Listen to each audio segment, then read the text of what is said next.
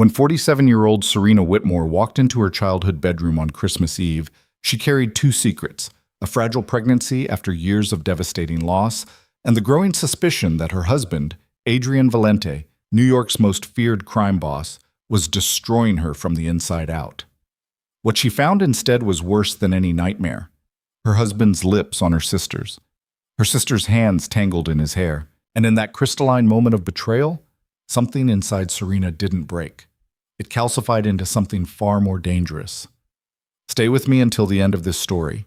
Hit that like button and comment your city so I can see how far this tale of betrayal and redemption travels. The Whitmore family estate looked like something from a fairy tale that Christmas Eve.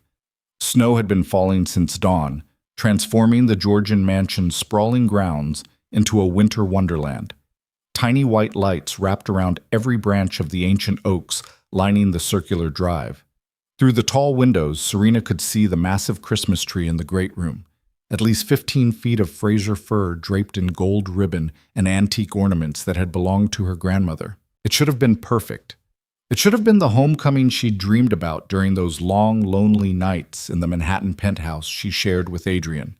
Instead, Serena sat in her Mercedes in the circular drive, hands trembling on the steering wheel, fighting the urge to turn around and drive back to the city, back to the cool marble and chrome of their apartment, where at least the emptiness was honest, where she didn't have to pretend everything was fine when her marriage was crumbling like sand through her fingers. She pressed one hand against her still flat stomach, a gesture that had become almost unconscious over the past 2 months. 2 months of secret doctor's appointments. 2 months of cautious, terrified hope.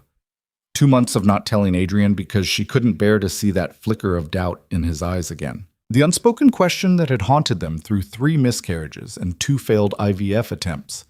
Are you capable of giving me an heir?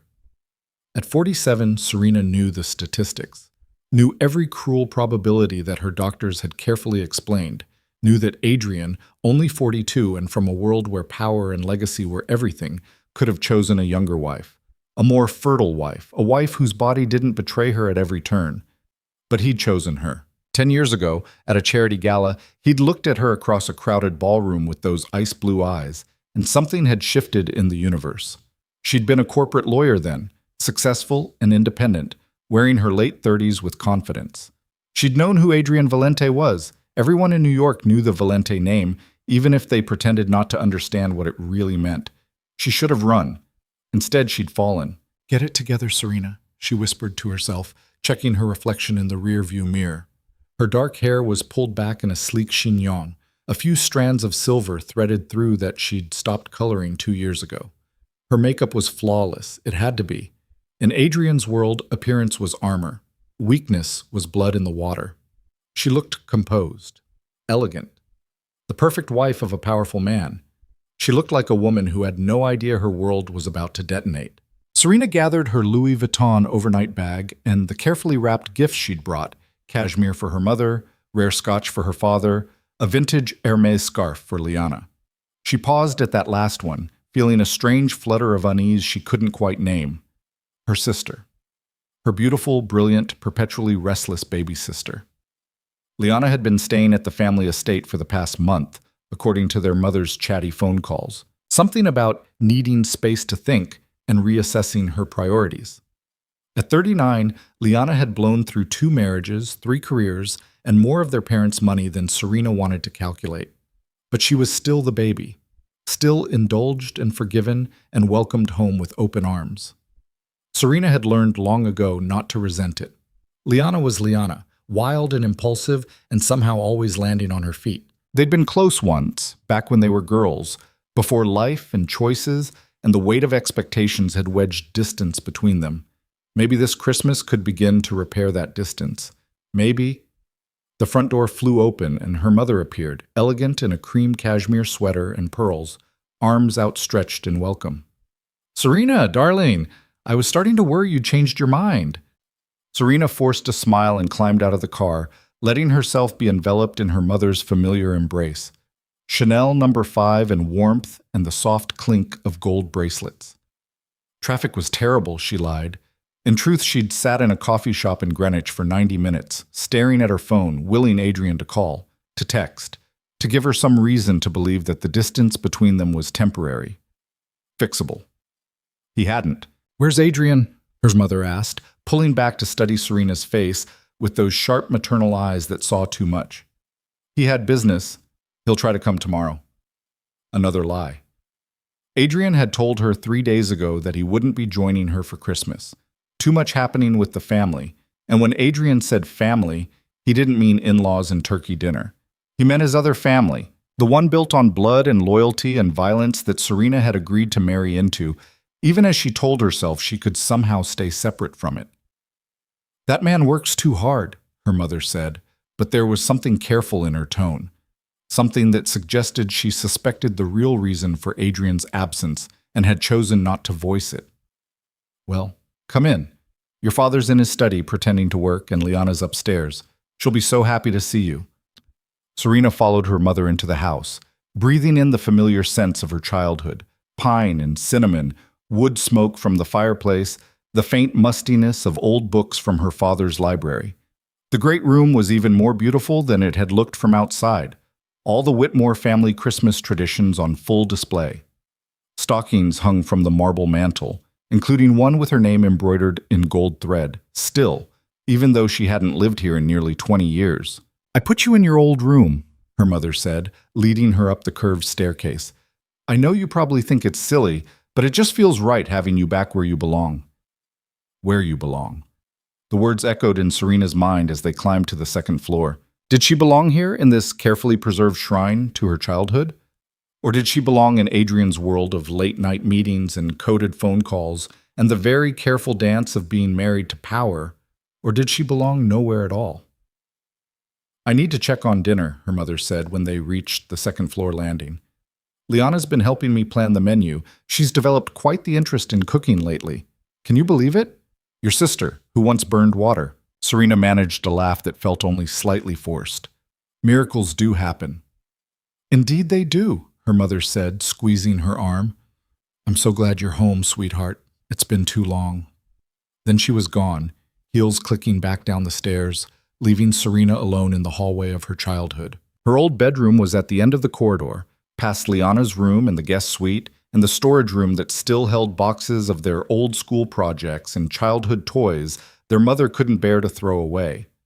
Serena walked slowly down the familiar hallway, overnight bag in one hand, trailing the other along the silk wallpaper her mother had chosen during a renovation 15 years ago. Family photos lined the walls. Serena and Liana as gap-toothed children, Serena's law school graduation, Liana's first wedding, the Whitmore family portrait taken the year before everything changed. She paused in front of her wedding photo. She and Adrian on the courthouse steps. They'd married quickly, quietly, over her parents' initial objections. Adrian in a charcoal suit, herself in a simple cream dress, both of them smiling. She remembered that day so clearly. The way he'd held her hand like she was something precious. The way he'd promised her everything without saying a word. When had that changed? When had his touch become perfunctory? When had the space in their bed grown so wide she might as well have been sleeping alone? When had she become so invisible to her own husband? Serena shook off the thought and continued down the hallway. She was being paranoid. Hormonal, probably. Pregnancy did that. The distance with Adrian was just stress. Just the pressure of their attempts to conceive, the weight of disappointment. Once she told him about the baby, if this pregnancy lasted, if she made it past the 12-week mark that had been her ceiling before, everything would change. It had to. She reached her old bedroom door, which stood slightly ajar. Warmth and light spilled into the hallway. Her mother must have already turned on the lamps, made sure everything was ready for her arrival. Serena pushed the door open, stepping into the room that had been hers from age 7 until she'd left for law school. The same pale blue walls, the same antique white furniture, the same... She stopped. The overnight bag slipped from her fingers, hitting the hardwood floor with a muffled thud. Because there, on her childhood bed, the white iron daybed with its Laura Ashley quilt that she'd picked out when she was 12, were two people. Kissing. Not just kissing. Devouring each other. The woman's hands tangled in the man's dark hair. The man's hands gripping her waist with a possessiveness that Serena recognized because she had once been on the receiving end of that touch. Adrian. Her husband. And the woman in his arms, the woman making soft sounds of pleasure against his mouth, the woman wearing Serena's high school cheerleading t-shirt like some kind of sick joke, Liana, her sister. Time seemed to suspend itself. Serena stood frozen in the doorway, her brain struggling to process what her eyes were seeing. This couldn't be real. This was some kind of nightmare, some stress-induced hallucination brought on by hormones and fear, and Adrian pulled back from Liana, murmuring something too low for Serena to hear. Liana laughed, that bright musical laugh that had always gotten her out of trouble, always charmed everyone around her, and said, "We should stop. She'll be here soon." "Let her come," Adrian replied, his voice rough with desire. "I don't care anymore." And that was when Serena understood. This wasn't the first time. This wasn't some momentary lapse, some drunken mistake at a party. This was an affair, an ongoing, deliberate betrayal in her childhood bedroom on Christmas Eve. Something inside Serena made a sound, a small, broken noise that she didn't recognize as her own voice until both figures on the bed jerked apart, turning toward the door. Adrian's ice-blue eyes met hers. For 1 second, one crystalline, eternal second, she saw shock flicker across his face. Then it smoothed into something worse than shock, something like relief. "Serena," he said, just her name, flat and emotionless, as if she'd walked in on him reading the newspaper instead of kissing her sister. Liana scrambled off the bed, her face flushed, her long blonde hair disheveled. "Rena, we didn't mean for you to—" "How long?" Serena's voice came out steady, calm. She barely recognized it as her own. Her hand moved unconsciously to her stomach, protective, shielding the tiny life that Adrian didn't even know existed from this moment of destruction.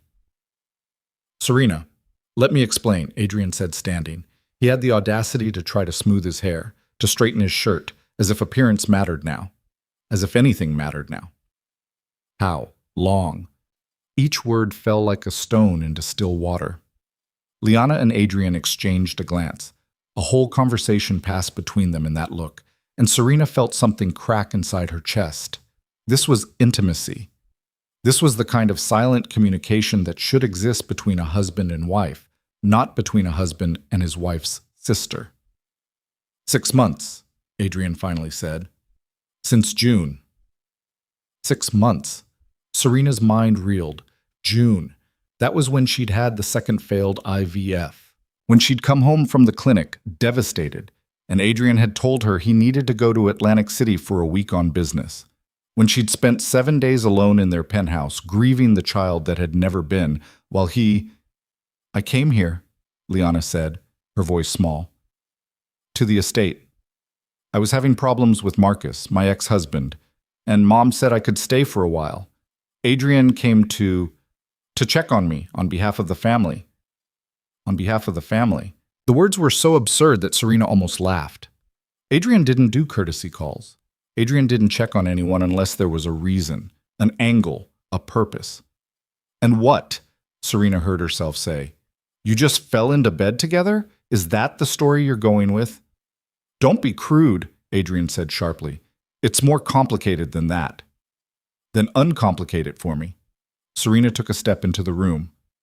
Her room. Her childhood room where she'd dreamed of her future, where she'd planned her life, where she'd believed in happy endings. "Explain to me how you ended up fucking my sister." Liana flinched at the profanity. Adrian's jaw tightened. "You want honesty?" he said. "Fine. You and I both know this marriage has been over for a long time, Serena. We've been going through the motions, playing house, pretending we're something we're not." "We're married," Serena said. "We took vows." "In my world, marriage is a business arrangement," Adrian replied. "You knew that when you agreed to this. The personal feelings, they fade. They always fade. So you sought comfort with my sister." "I sought someone who understands me, someone who doesn't look at me like I'm a stranger in my own home, someone who isn't so wrapped up in her own disappointments that she can't see I'm drowning too." The words hit like physical blows, each one precisely aimed, devastatingly effective. This was Adrian in negotiation mode, Adrian in confrontation, cold and clinical and choosing his weapons with care. "My disappointments," Serena repeated softly. "You mean our inability to have children." I mean the way you've made that your entire identity for the past 3 years. The way every conversation, every moment, every decision revolves around what you can't do, what you can't give me. What I can't give you, Serena echoed. Her hand tightened on her stomach, a gesture both of them missed because they weren't looking at her anymore. They were looking at each other. Her husband and her sister, united in their betrayal, in their shared narrative of how Serena had somehow driven them to this. I should go, Liana said, moving toward the door. Stay, Serena commanded, and something in her voice made both of them freeze. I want you here for this conversation. I want you to own what you've done. Liana stopped, shifting her weight, looking anywhere but at Serena. She'd always been beautiful, the kind of effortless golden beauty that drew people like moths. Where Serena was all sharp angles and careful elegance, Liana was soft curves and easy smiles. Men had always loved her. Women had always wanted to be her. And now she'd taken the one thing that was supposed to be Serena's alone. Were you ever going to tell me? Serena asked. Yes, Adrian said. No, Liana said at the same time. They looked at each other again. Another conversation in a glance.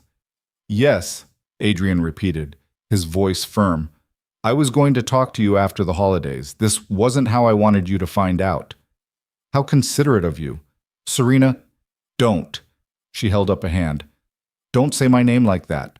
Like you care. Like you have any right to my name in your mouth after you've had hers.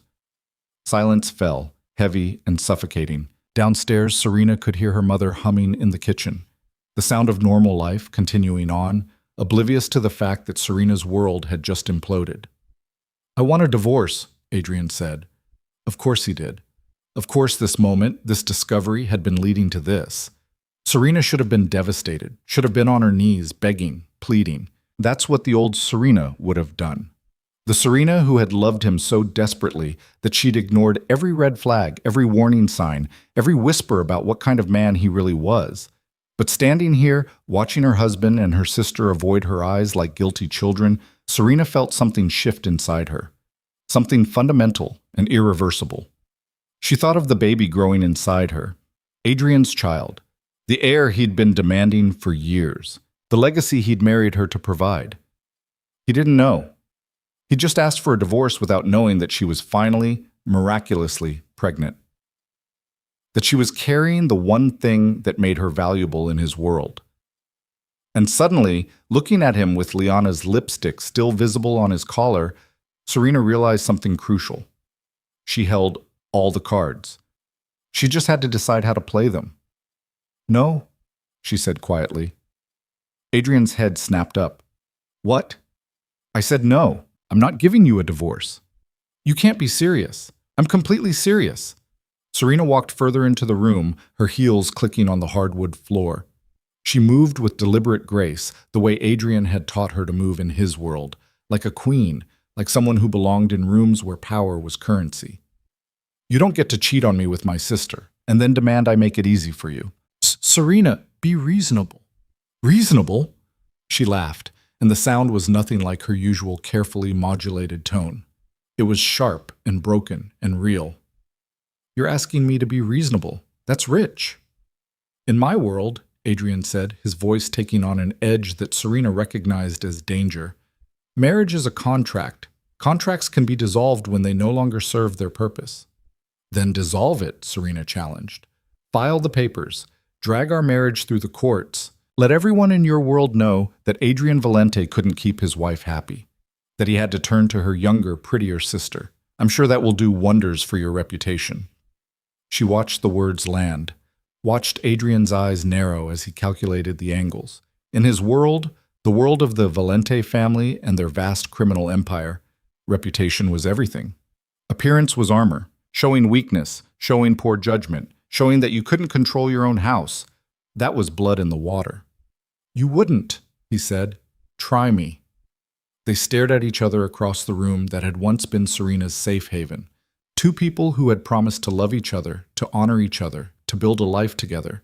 Two people who had become strangers playing a game of chess with each other's hearts.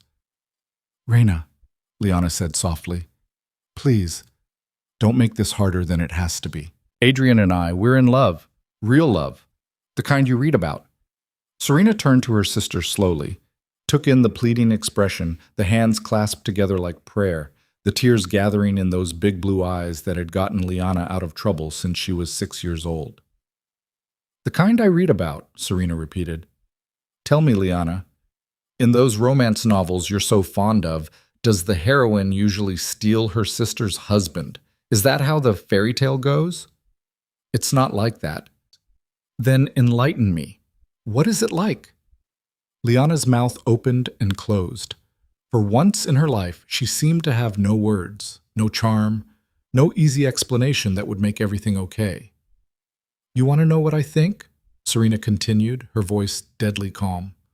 "I think you've always been jealous of me, always wanted what I had. Not because you actually wanted it, but because you couldn't stand that I had something you didn't." "That's not fair." "Fair?"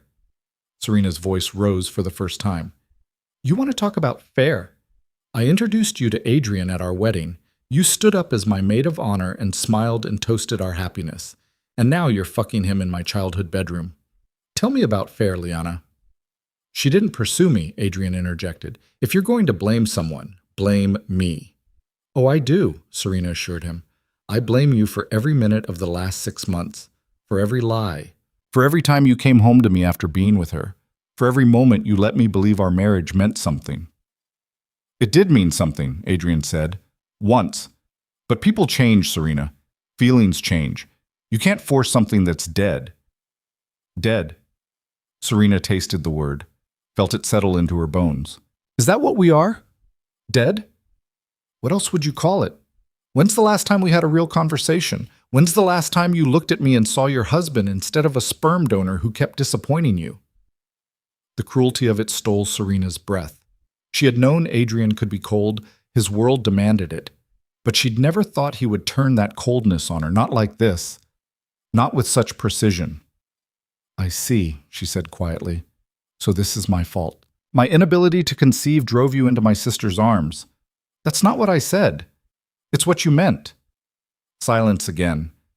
Outside, Serena could hear children singing carols, their voices high and pure in the winter air. It was Christmas Eve, the night before Christmas, the night when anything was supposed to be possible.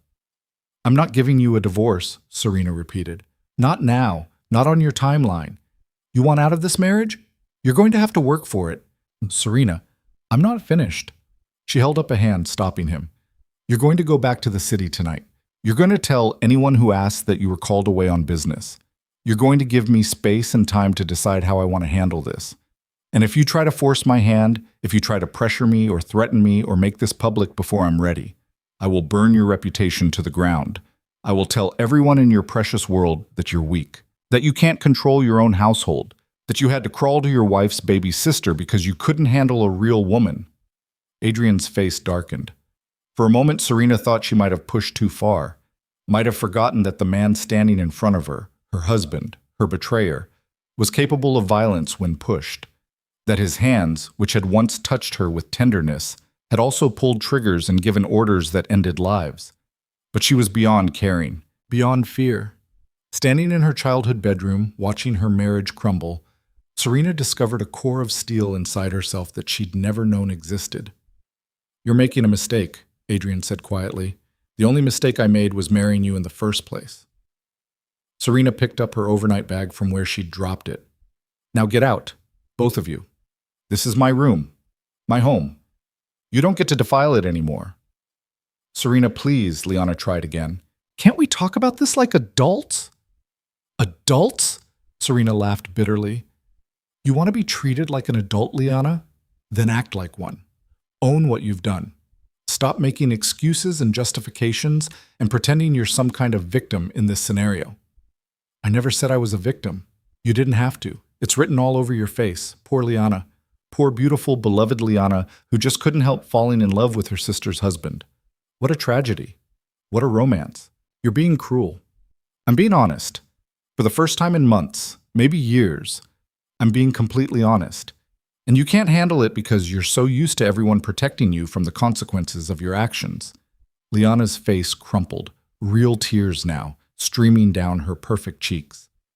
Once upon a time, that would have broken Serena, would have made her rush to comfort, to soothe, to make everything better, because that was her role in the family, the responsible one, the one who fixed things, not anymore. Adrian, Liana said, turning to him, seeking rescue. But Adrian was staring at Serena with an expression she couldn't quite read. Surprise, maybe. Reassessment. In 10 years of marriage, she had never stood up to him like this, had never challenged him, had never shown the steel beneath her careful, elegant surface. "We should go," he finally said to Liana. "But now."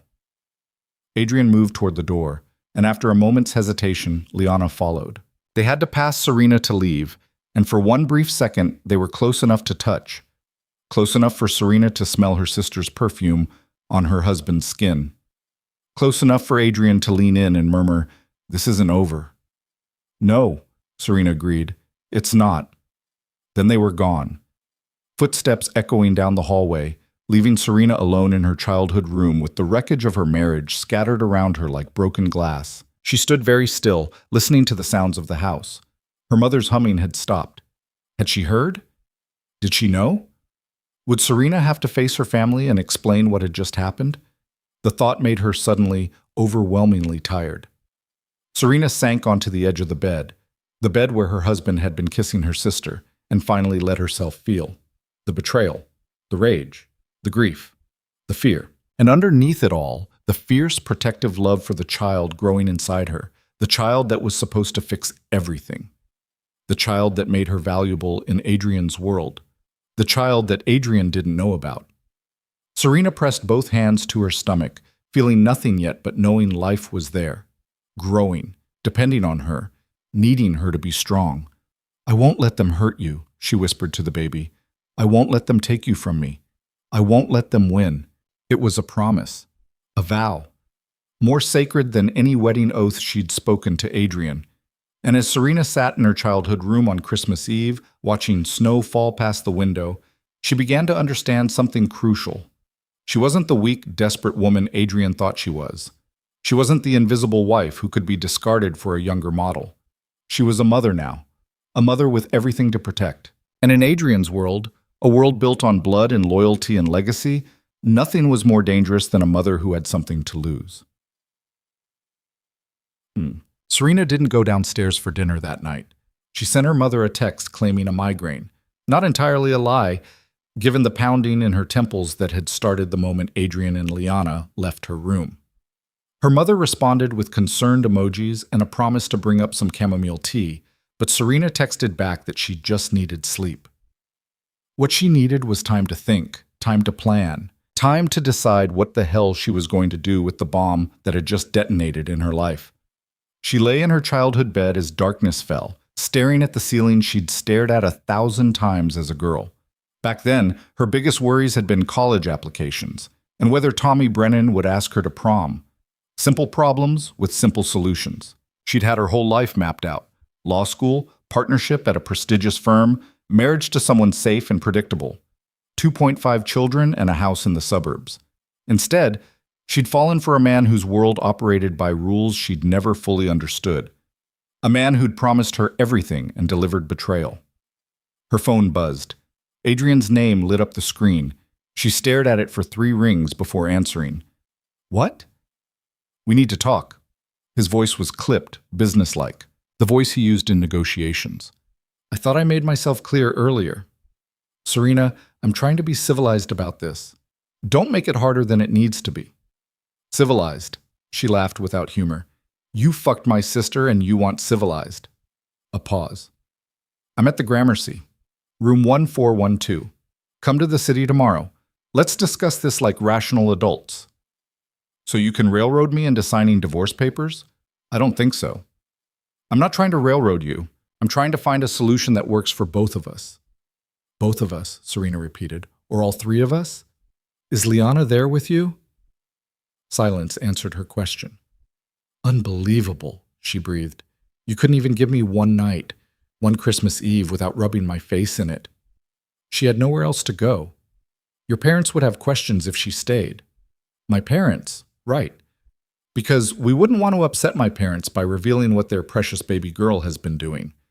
"Serena, don't call me again tonight," she interrupted. Don't text me, don't contact me at all unless the building is on fire. And even then, you might want to consider other options. She hung up before he could respond, then turned off her phone entirely. Let him wonder. Let him stew. Let him feel even a fraction of the powerlessness she'd felt walking into that room. But sleep wouldn't come. Serena lay awake as the house settled into nighttime quiet, listening to the familiar creaks and sighs of the old mansion. At midnight, she heard her parents come upstairs, their muffled voices carrying through the walls. At 1 a.m., she heard what sounded like crying from Liana's room, soft, pitiful sobs that probably would have worked on anyone else. At 2 a.m., Serena gave up on sleep entirely. She turned her phone back on, ignoring the 17 missed calls from Adrian and 3 from Liana, and did what any modern woman in crisis does. She Googled how to protect yourself in a divorce from a powerful spouse, how to document infidelity, how to secure assets before separation, New York divorce law, community property, prenuptial agreements. That last one made her stomach sink. She and Adrian had signed a prenup, his lawyers had insisted, and she'd been too in love to care about the details. She pulled up the PDF she'd saved years ago and read through it with lawyer's eyes instead of a bride's. It was worse than she remembered. In the event of divorce, she'd get a modest settlement, enough to live comfortably, but nowhere near the lifestyle she'd grown accustomed to. No claim on any of Adrian's business holdings, no spousal support after 2 years, nothing for infidelity or fault. Unless there were children. Serena's hand moved to her stomach. The prenup had a completely different clause for divorce when children were involved. Generous support, continued lifestyle maintenance, protected assets for the children's benefit. Her child would be worth millions, worth Adrian's reputation, worth leverage. If she told him now, he'd know she was trapped, know that she needed him financially, at least until the baby was born. He'd use it against her, use the pregnancy to control her, to make her compliant. But if she waited, if she let him think she was just being stubborn, if she played this smart. Serena sat up, mind racing. She opened a new browser tab and searched for a different kind of information. High-risk pregnancy specialists, the best maternal fetal medicine doctors in New York. Places where she could receive care without Adrian finding out. Because suddenly, keeping this pregnancy secret wasn't just about protecting herself from another loss. It was strategy, it was power, it was survival. When dawn finally broke on Christmas morning, Serena had a plan. Not a complete plan. Not yet. But the beginnings of one. She would go back to the city. She would maintain the appearance of considering Adrian's demands. She would watch and wait and gather information. And she would protect her child at all costs. She dressed carefully in dark jeans and a cashmere sweater, applied minimal makeup to hide the shadows under her eyes, and went downstairs to face her family. Her mother was already in the kitchen, preparing the elaborate Christmas brunch that was Whitmore tradition. She looked up when Serena entered, concern written across her face. "Sweetheart, how's your head?" "Better," Serena lied. "I'm sorry about last night." "No apology needed. I'm just glad you're here." Her mother paused, hands stilling on the whisk she'd been using to scramble eggs. "Liana left early this morning. She said something came up in the city." Of course she had. Probably ran straight back to Adrian the moment Serena cut off communication. "That's too bad," Serena managed. "Is everything all right between you two? You seemed tense when you arrived yesterday." Serena met her mother's eyes, saw the worry there, the maternal instinct that something was very wrong. For a moment, she considered telling her everything, unburdening herself the way she had as a child, letting her mother fix it with wisdom and warmth. But this wasn't a skinned knee or a bad grade. This was her marriage, her life, her choice to make, and her mother had always had a blind spot where Liana was concerned. Always made excuses, always smoothed things over. "We're fine," Serena said, "just the usual sister stuff." Her mother didn't look convinced, but she let it drop. "Your father wants to do presents after brunch. He's been like a child himself, sneaking around hiding things." The normalcy of it, the ordinariness of Christmas morning with her parents, made Serena want to scream. How could the world just continue when everything had changed? How could there be presents and brunch and holiday traditions when her life was imploding? But she smiled and nodded and helped her mother cook, falling into the familiar rhythms of their kitchen dance. And when her father came downstairs in his ridiculous Santa hat, that he'd worn every Christmas since she was 6, she laughed at his jokes and opened her gifts and pretended everything was fine. She was good at pretending. 10 years with Adrian had taught her that. By noon, Serena couldn't take it anymore. She made excuses about work emails, about needing to get back to the city, about Adrian expecting her. Her parents accepted it with disappointed understanding, and her mother packed up leftovers and Tupperware that Serena would probably throw away. The drive back to Manhattan took 3 hours in holiday traffic. 3 hours of planning, strategizing, trying to stay one step ahead of Adrian's next move. By the time she pulled into the parking garage of their building on Central Park West, Serena had made several decisions. First, she would see her doctor immediately after the holidays. Get a full workup, ensure the pregnancy was progressing normally, establish care somewhere Adrian would never think to look. Second, she would contact Marcus Reynolds, the only lawyer she knew who wasn't somehow connected to the Valente family network. Marcus owed her a favor from a case they'd worked together 5 years ago. He'd give her honest advice. Third, she would play the role Adrian expected, the hurt wife, the woman who needed time to process. She would give him nothing to work with, no ammunition to use against her. And fourth, she would find out exactly what was going on between Adrian and Liana, because her gut told her this was about more than just an affair. In Adrian's world, nothing was ever that simple. The penthouse felt like a mausoleum when she entered. 2,300 square feet of marble and chrome and floor-to-ceiling windows overlooking Central Park. She'd loved this place once, had felt like a princess in a tower. Now it just felt cold. Evidence of Adrian's morning departure littered the master suite, an unmade bed, towels on the bathroom floor, his phone charger still plugged in by his nightstand. He'd left in a hurry, probably to get back to Liana. Serena changed into comfortable clothes and was making tea when she heard the front door open. "Serena?" Adrian's voice echoed through the apartment. She didn't answer, just poured hot water over her chamomile tea bag and waited.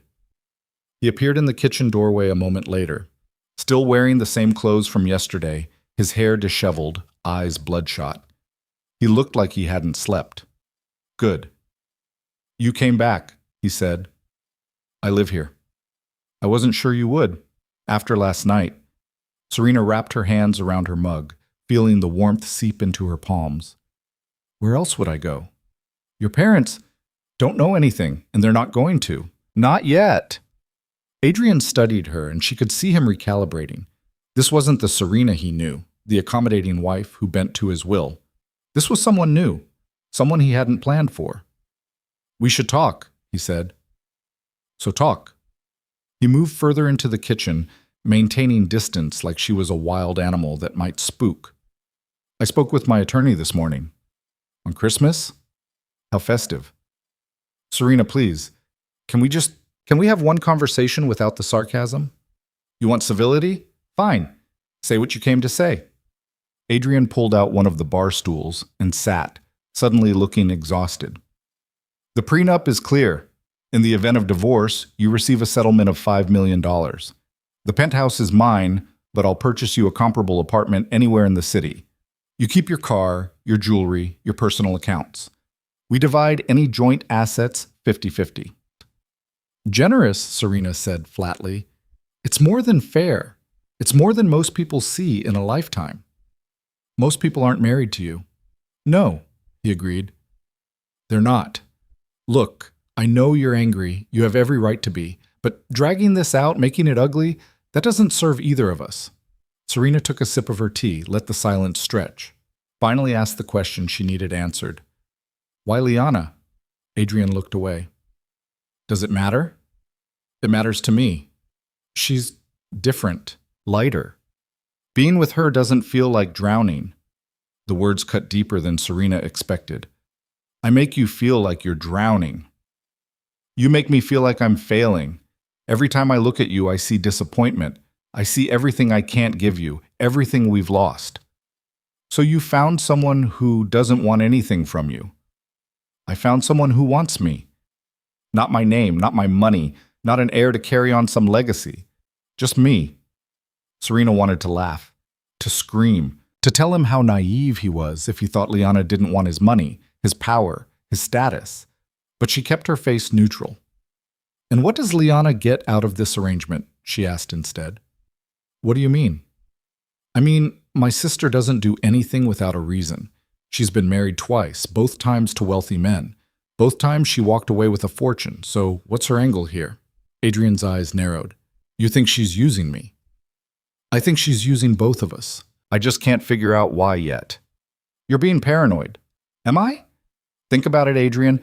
When did this start? Right after my second failed IVF. Right when I was at my most vulnerable. Right when you were frustrated and angry and questioning everything. That's not coincidence. So, what are you suggesting? That she planned this? I'm suggesting that my sister is very good at being exactly what people need her to be. And right now, you need her to be the opposite of me. Adrian stood, agitation clear in every line of his body. This is exactly what I'm talking about. You analyze everything. You can't just feel something without dissecting it. That's what lawyers do. We analyze. We look for patterns. We find the truth. The truth is that I'm in love with her. That's all the analysis I need. Serena set down her mug carefully. You're in love with her? Yes. After 6 months? Yes. But you loved me once too. Remember that, Adrian. You loved me enough to marry me, to promise me forever, to tell me I was the only woman you'd ever need. What happened to that love? People change. No, Serena interrupted. People don't change that much, not in 10 years, not without a reason. She moved closer to him, studying his face the way she used to study witnesses on the stand. What happened? What really happened that made you decide our marriage was over? Adrian's jaw tightened. For a moment she thought he might tell her, might give her the truth she was searching for. Instead, he said, I want you to sign the papers. I'll have them drawn up after New Year's. We can be done with this by February. And if I refuse? Then I file anyway. You can contest it, drag it through the courts, but the outcome will be the same. The only difference is how much we both suffer in the process. You'd do that to me, after everything. I'd do that to free us both. This marriage is over, Serena. Holding on to it is just prolonging the inevitable. She wanted to tell him. Wanted to see his face when she revealed that she was pregnant, that she was carrying the heir he'd always demanded, that everything he thought he knew was about to change. But something held her back. Some instinct that whispered, not yet. Not until you understand what's really happening here. Fine, she said instead. Have your lawyer draw up the papers. I'll review them. Adrian's expression shifted to surprise. You'll review them? I didn't say I'd sign them. I said I'd review them. I want to see exactly what you think our marriage was worth. Serena, that's my offer. Take it or leave it. They stared at each other across the kitchen island, two people who'd once shared everything, now separated by a distance that felt oceanic. All right, Adrian finally said. I'll have them sent over next week. Good. Now, if you'll excuse me, I'm tired. I'm going to lie down. I need to pack some things. I'll be staying at the Gramercy for now. How considerate. Don't wake me when you leave. Serena walked to the master bedroom with her spine straight and her head high, every inch the composed woman Adrian had married. Only when she closed the door did she let herself collapse against it, sliding down to the floor as her carefully maintained control shattered. This was real. This was happening. Her marriage was ending, her husband was leaving her for her sister, and she was pregnant with a child whose father didn't want her anymore. The tears came then, hot and angry and helpless. She pressed her hands against her mouth to muffle the sobs, not wanting to give Adrian the satisfaction of hearing her break. But even as she cried, even as grief threatened to overwhelm her, that core of steel remained, that fierce determination to protect what was hers. She heard Adrian moving through the apartment, gathering clothes and toiletries and whatever else he thought he needed for his new life. Heard the front door open and close. Heard the silence that followed. Only then did Serena pull herself together. She washed her face, changed into pajamas, and climbed into the bed she'd shared with Adrian for 10 years. The sheets still smelled like him, sandalwood and mint and something uniquely his. Tomorrow, she'd change them. Tomorrow, she'd start erasing him from this space. But tonight, she let herself remember. The way he'd carried her over the threshold of this apartment. The way he'd made love to her like she was precious. The way he'd held her after each miscarriage and promised her they'd try again. Had those moments been real? Or had she been fooling herself all along? Her phone buzzed, a text from an unknown number.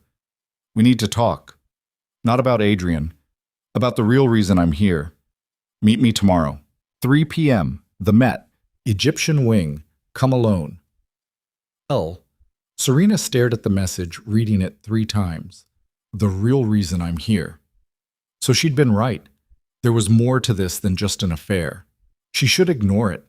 Should block Liana's number and never speak to her again.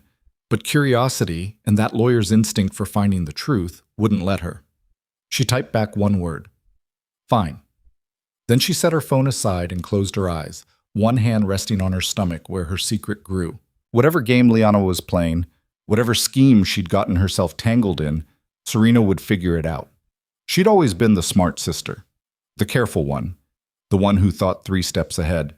And right now she needed to think further ahead than she'd ever thought before, because she wasn't just protecting herself anymore, she was protecting her child. The next morning, Serena woke to an empty apartment and a determination that felt almost foreign. She'd spent 10 years accommodating Adrian's world, adapting to his needs, making herself smaller to fit into the spaces he allowed her. No more. She spent the morning researching maternal fetal medicine specialists, making notes, cross-referencing reviews. By noon, she'd narrowed it down to 3 doctors, all affiliated with hospitals where Adrian's family had no connections. She'd make appointments after New Year's. At 2:30, she dressed in designer armor, Armani pants, a silk blouse, her Burberry coat, pearl earrings, minimal makeup. The image of a woman in complete control. The Met was crowded with tourists and families enjoying the holiday week. Serena moved through the Greek and Roman galleries toward the Egyptian wing, her heels clicking on the polished floors. She found Liana in front of the Temple of Dendur, staring at the ancient structure like it held answers. "You came," Liana said without turning around. "You said it was important." "It is." Liana finally looked at her, and Serena was startled by how terrible she looked. Dark circles under her eyes, her skin pale, her hair pulled back in a messy ponytail. This wasn't the glowing other woman. This was someone who was scared. "What's going on, Liana?" "Not here. Too many cameras. There's a cafe on the lower level. No one ever goes there."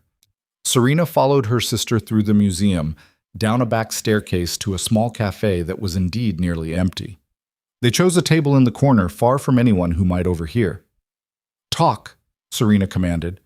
Liana's hands shook as she wrapped them around a paper cup of coffee. "I need you to understand something. I didn't want this. Any of this. You seemed pretty willing yesterday in my bedroom. That was..."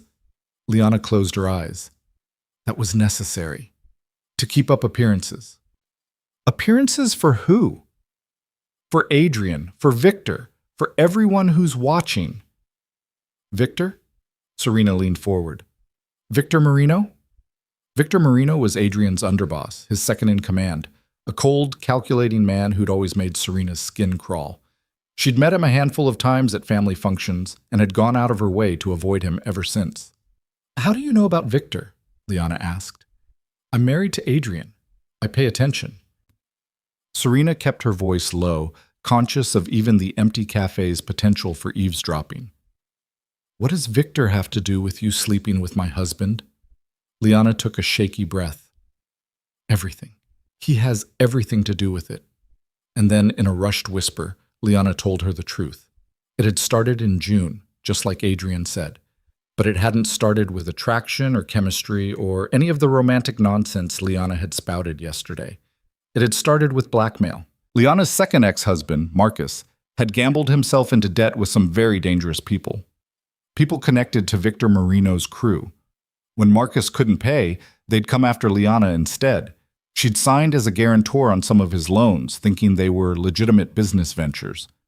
Victor had offered her a deal: work off the debt by getting close to Adrian, by feeding Victor information about Adrian's operations, his plans, his weaknesses.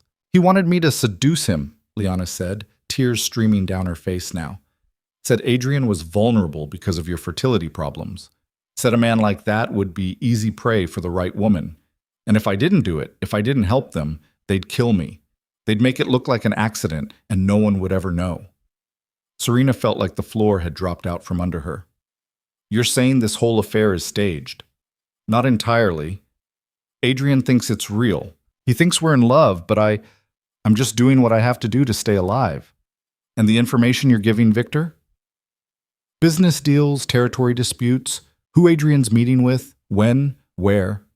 Liana wiped at her eyes with shaking hands. I know it's wrong. I know it's betrayal, but Serena, they showed me pictures of what they do to people who don't cooperate. I was terrified.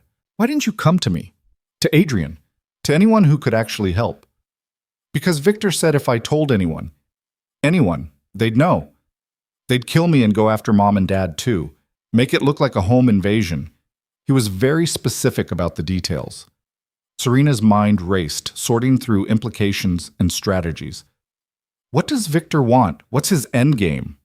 He wants to take over. He thinks Adrian's gotten soft, thinks the family needs new leadership, and he wants me to help him find the leverage to make it happen. What kind of leverage? Liana met her eyes. The kind that comes from Adrian getting a divorce, from him looking weak and distracted, from him choosing his mistress over his wife and damaging his reputation with the old guard families who care about that kind of thing. The pieces clicked into place with horrifying clarity. Adrian asking for a divorce, Adrian so eager to formalize his relationship with Liana, Adrian making his private life public in a way that would absolutely damage his standing with the traditional crime families who still valued the appearance of stable marriages. Victor's orchestrating this entire thing, Serena said. The affair, the divorce, all of it. He's using you to destabilize Adrian. Yes. And now he wants more. More what? Liana pulled an envelope from her purse and slid it across the table. He wants you gone. Not just divorced, gone. Serena opened the envelope with numb fingers. Inside was a single photograph of her, leaving a medical building 3 weeks ago. The building where her fertility specialist had an office. He knows you've been seeing Dr. Chen, Liana whispered. He thinks you're still trying to get pregnant. He thinks as long as you're in the picture, as long as there's any chance of an heir, Adrian won't fully commit to the divorce. So he wants to, what, kill me? Not himself. But he mentioned accidents. How easy it would be. How it would devastate Adrian, make him even more vulnerable. Liana grabbed Serena's hand across the table. I couldn't let it happen. Whatever I've done, however I've hurt you, I can't let them kill you. You're my sister. Serena pulled her hand away. You should have thought about that before you climbed into bed with my husband. I know. I know I've ruined everything. But please, Serena, you have to believe me. I never wanted to hurt you. I was just trying to survive. And now? Now Victor's getting impatient. He wants results. He wants Adrian destabilized and distracted before the family council meeting in February. He wants... Liana stopped abruptly, her face going white. What? Serena pressed. He wants what? He wants proof that you can't give Adrian an heir. He wants me to confirm that you're infertile, that there's no hope. So Adrian will stop holding on to the marriage for the sake of a child that will never come. The irony was so brutal that Serena almost laughed. Victor Marino had orchestrated this entire elaborate scheme based on the assumption that she was infertile, that she had no value to Adrian beyond being a wife he'd fallen out of love with. And the truth, the secret growing inside her, would upend everything. What did you tell him? Serena asked carefully. I said I'd find out, that I'd talk to you, get confirmation from the doctors somehow. But Serena, I can't do it anymore. I can't keep lying and manipulating and pretending. I'm not built for this. No, Serena thought, you're not. You're built for being adored and protected and having other people solve your problems. But for once, Liana had brought her a problem that Serena could actually use. All right, Serena said slowly, here's what's going to happen. You're going to go back to Victor and tell him that I'm definitely infertile, that I confess to you that the doctors have given up hope, that I'm a dead end for Adrian's legacy. But you're going to continue your affair with Adrian. You're going to be everything Victor wants you to be, and you're going to report back to me, not him, on everything Victor asks for. I don't understand. You don't have to understand. You just have to trust me. Serena leaned forward, her voice hard. Can you do that, Liana? Can you trust me to fix the mess you've made? Liana stared at her with wide, desperate eyes. You have a plan. I'm working on one, but I need information. I need to know exactly what Victor's planning, and I need you to be my eyes and ears inside this conspiracy. And if I do this, if I help you, will you forgive me?" Serena thought about that question, about forgiveness and betrayal and the complicated love between sisters. "Ask me again when this is over," she said. "Right now, I just need to know if you're with me or against me." "I'm with you," Liana said quickly. "I've always been with you, even when it didn't look like it."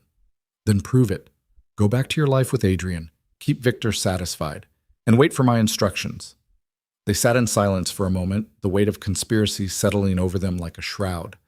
Finally, Liana asked, "What are you going to do?" Serena thought about her secret, about the child Victor Marino didn't know existed, about the power that knowledge gave her. "I'm going to do what I do best," she said. "I'm going to play the long game. And when this is over, Victor Marino is going to wish he'd never heard the name Whitmore." She stood, gathering her coat and purse, preparing to walk back into the winter afternoon with a purpose she hadn't felt in years. "Serena?" Liana called as she turned to leave. "What?" "I really am sorry for everything." Serena looked at her sister, broken and scared, and so much weaker than she'd always seemed. Once upon a time, she would have comforted her, would have promised everything would be okay. But that Serena was gone. The woman who stood here now had been forged in betrayal and tempered in fury. "Save your apologies," she said quietly. "You're going to need them when this is finished." Then she walked away, leaving Liana alone with the ancient temple and the weight of her choices, while Serena went to wage a war she was only beginning to understand. The car service dropped Serena at the penthouse 20 minutes later, but she didn't go inside. Instead, she stood on the sidewalk in the fading afternoon light, watching yellow cabs navigate the chaos of Central Park West, while her mind worked through the chess game she'd just entered. Victor Marino wanted Adrian vulnerable, wanted him distracted, weakened, his judgment compromised. The affair with Liana was just the opening move. The divorce would be the second. And Serena's death, made to look accidental, convenient, would be the checkmate that left Adrian so devastated, so consumed by grief and guilt, that he'd never see the coup coming until it was too late. It was elegant, really. Ruthless and efficient, and exactly the kind of long-term strategy that had made Victor one of Adrian's most valued advisors. But Victor had made one critical miscalculation. He'd assumed Serena was powerless, a trophy wife with no real value beyond her appearance and her ability to produce heirs, a woman who could be eliminated without consequence.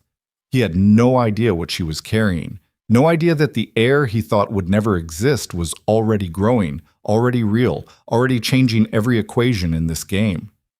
Serena pulled out her phone and dialed a number she hadn't called in 5 years. Marcus Reynolds answered on the third ring. "Serena Whitmore, I'll be damned. I was starting to think you'd fallen off the face of the earth." "I need your help, Marcus, and I need your discretion." A pause. In the background, she could hear what sounded like a basketball game on television. "This about your husband? What makes you say that?" "Because the only time people in your world call lawyers on the day after Christmas is when things have gone spectacularly wrong. So what is it? Divorce? Asset protection? Criminal defense?" "All of the above, potentially." Marcus whistled low. "That bad, huh? All right, can you come to my office tomorrow, say 10 a.m.? "I'll be there." "And Serena, whatever this is, whatever you're dealing with, watch your back. Adrian Valente's world doesn't play by the rules you and I learned in law school." "I know," she said quietly. "That's why I'm calling you." She ended the call and finally went inside, riding the elevator to the penthouse in silence. The apartment felt even emptier than it had that morning. Adrian had taken more of his things. His cologne was gone from the bathroom. His reading glasses no longer on the nightstand. The leather jacket he wore on weekends missing from the closet. He was erasing himself from her life piece by piece. Soon there would be nothing left but ghost memories and the cold comfort of a generous divorce settlement. Except that wasn't going to happen. Not if Serena had anything to say about it. She spent the evening making notes, building timelines, trying to construct a picture of Victor's operation from the fragments Liana had given her. The affair had started in June. 6 months of Liana feeding information to Victor. 6 months of Victor watching Adrian, learning his patterns, identifying vulnerabilities. The family council meeting was in February, 6 weeks away. Whatever Victor was planning would come to a head then, when all the major players in the Valente organization gathered to discuss territory, earnings, and strategy. If Victor was going to make a move against Adrian, that's when he'd do it. In front of witnesses. In front of the people whose support he'd need to legitimize a transition of power. Serena opened her laptop and started researching. Victor Marino had been with the Valente family for 15 years. He'd come up through the ranks quickly, proving himself capable and loyal. He'd saved Adrian's life twice, according to the stories she'd overheard at family dinners. He was respected, feared, and trusted, which made him the perfect person to orchestrate a betrayal. No one would see it coming until it was too late. Her phone buzzed with a text from Adrian. "Papers will be ready Thursday. Can we meet to discuss?" She stared at the message for a long moment before typing back. "Fine. Your lawyer's office. 2 p.m. I'm bringing representation." 3 dots appeared, then disappeared, then appeared again. Finally, "That's not necessary. This doesn't have to be adversarial." Serena almost laughed.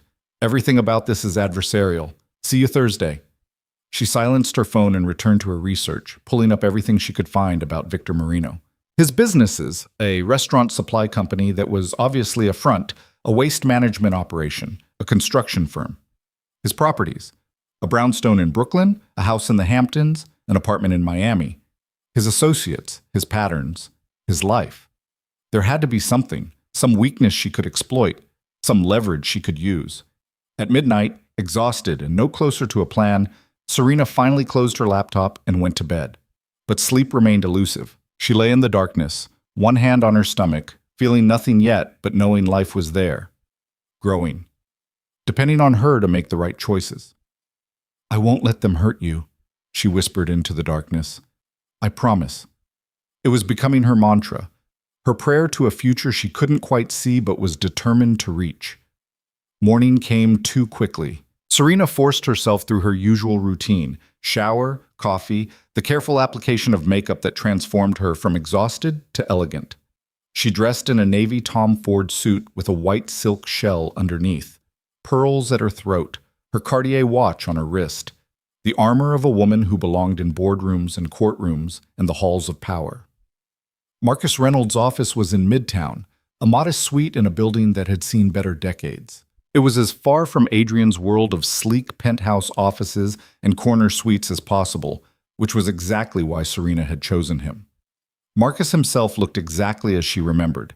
6 feet tall, African-American, with close-cropped hair going gray at the temples and wire-rimmed glasses that gave him a professorial air. He'd been one of the best trial attorneys in the city before he'd gotten fed up with corporate law and started taking cases that actually interested him. "Serena." He stood when his assistant showed her in, coming around his desk to shake her hand. "You look good. Married life must agree with you." "Married life is ending," she said bluntly. "That's why I'm here." Marcus's expression shifted to professional concern. He gestured to the chairs in front of his desk. "Tell me everything." So she did. Not everything. She didn't mention the pregnancy, didn't mention Victor's plot, didn't mention Liana's role as an unwilling conspirator. But she told him about the affair, about Adrian's demand for divorce, about the prenuptial agreement that would leave her comfortable but nowhere near the level she'd grown accustomed to. Marcus listened without interrupting, taking notes on a legal pad in his precise handwriting. When she finished, he sat back in his chair and studied her over his glasses.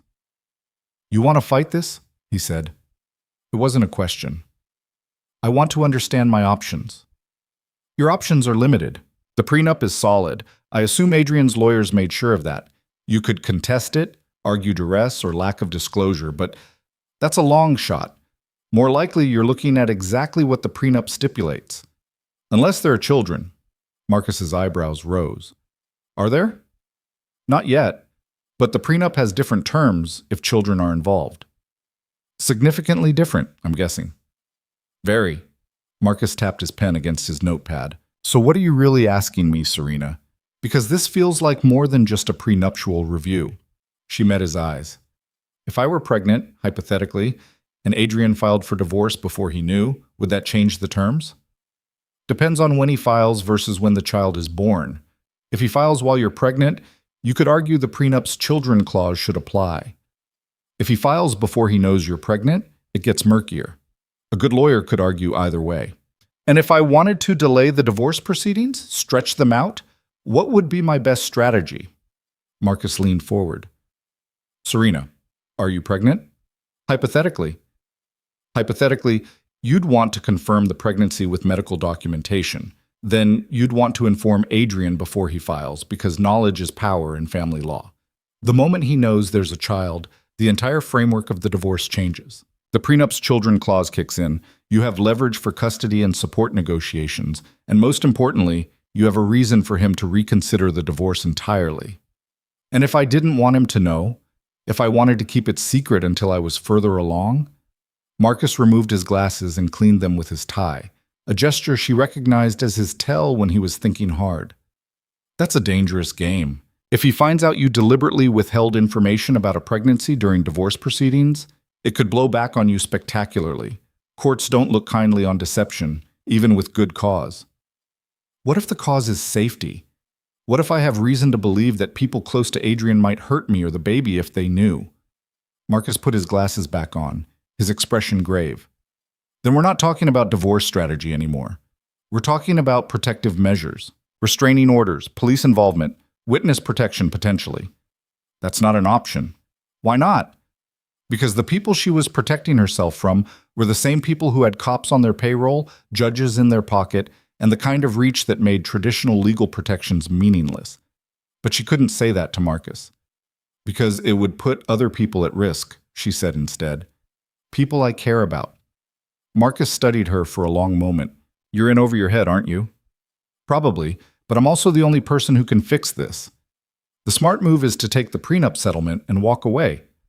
$5 million is more than enough to start over, to build a new life somewhere else.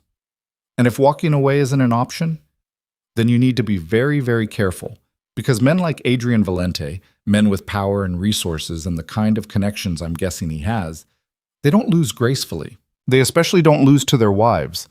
Serena stood, smoothing her skirt. Thank you, Marcus. This has been helpful. I haven't agreed to take your case yet, but you will, because you owe me a favor and because you're curious, and because somewhere under that cynical exterior, you still believe in helping people who need it. Marcus shook his head, but he was smiling slightly. You always were too smart for your own good. All right, I'll represent you. But Serena, be honest with me. What are we really dealing with here? I'll tell you when I know, she promised. Right now, I'm still figuring it out myself. She left his office with more questions than answers, but feeling stronger than she had in days. She had a lawyer. She had Liana's cooperation, however reluctant. And she had a secret that could change everything. Now she just needed to figure out how to use it. The meeting with Adrian's lawyers on Thursday was exactly as unpleasant as Serena expected. Christopher Hayden's office occupied the entire top floor of a glass tower in the financial district, all chrome and marble and floor-to-ceiling windows that overlooked the harbor. The kind of place designed to intimidate. Serena walked in with Marcus at her side and her head held high, refusing to be diminished by the surroundings or the three lawyers arrayed on the other side of the conference table.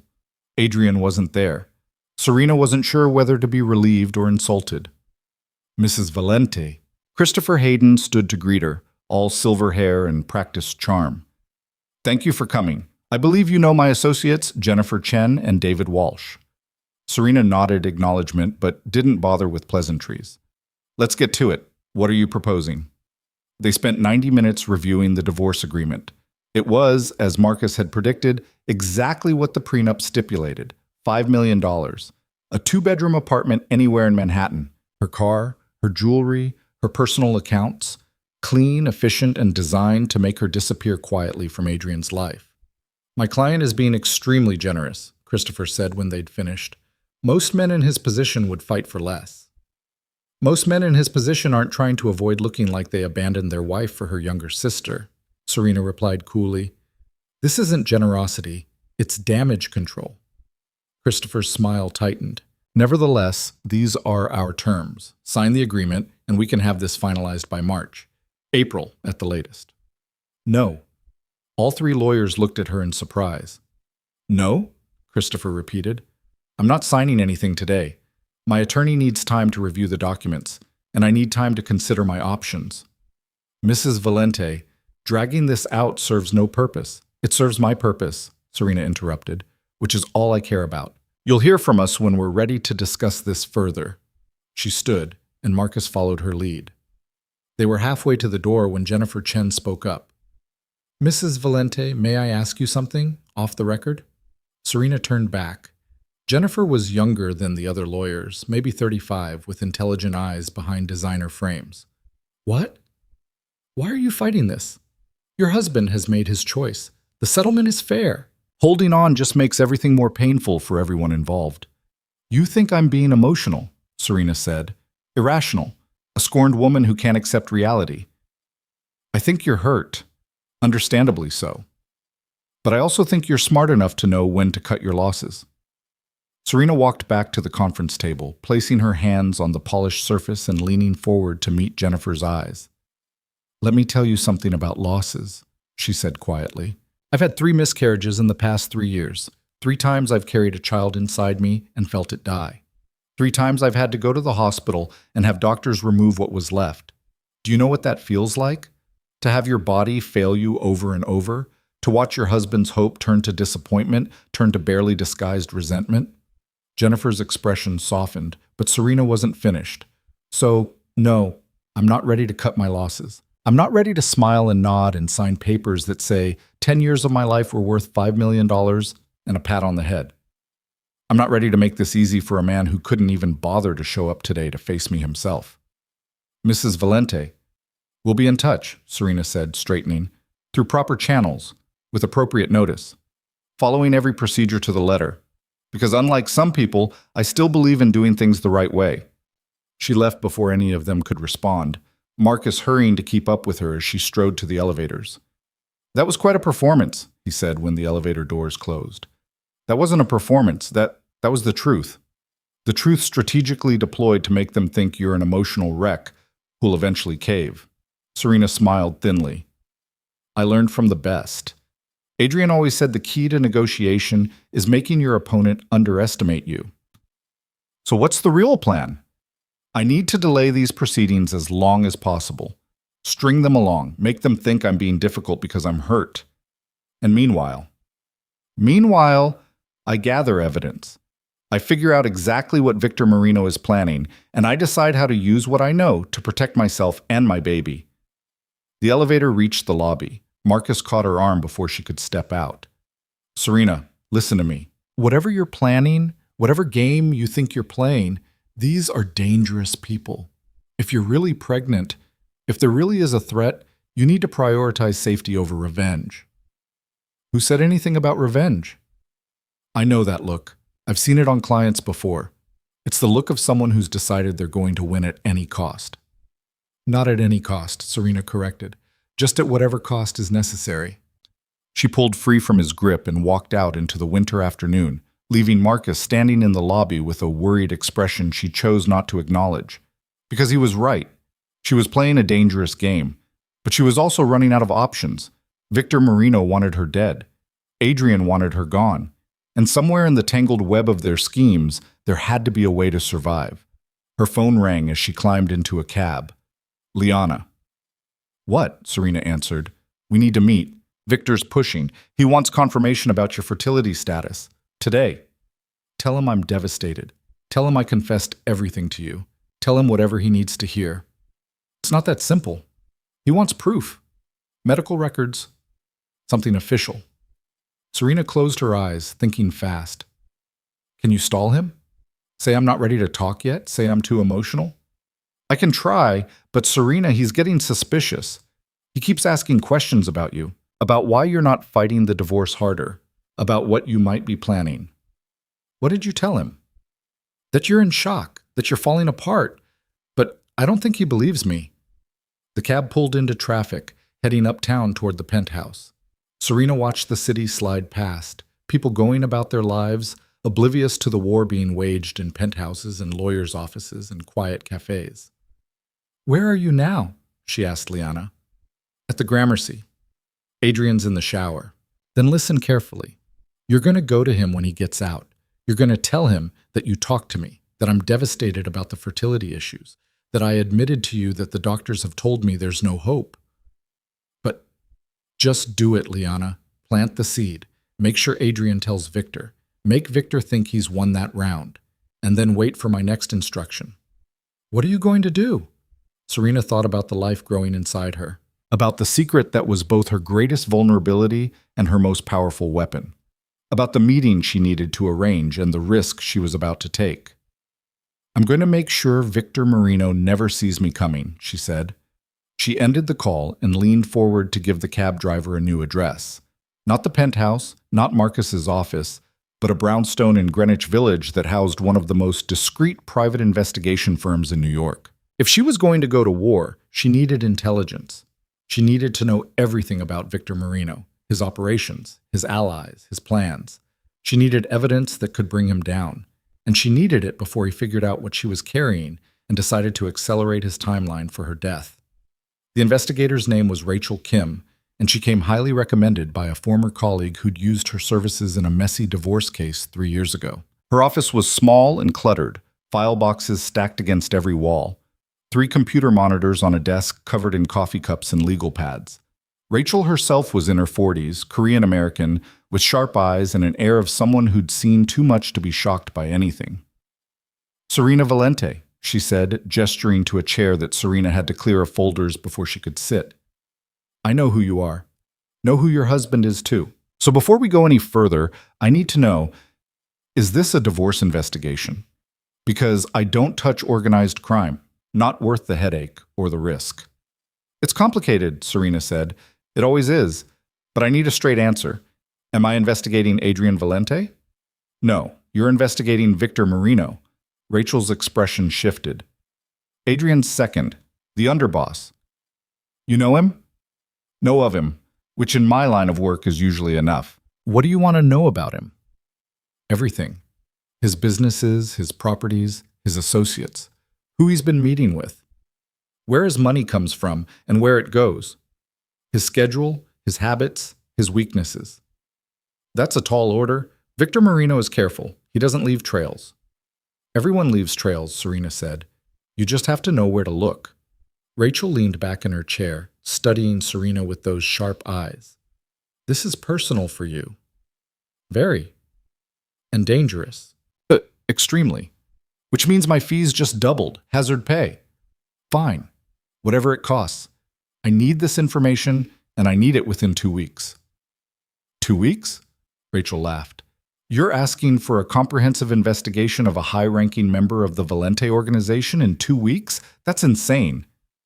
I'll pay triple your usual rate, plus a bonus when you deliver.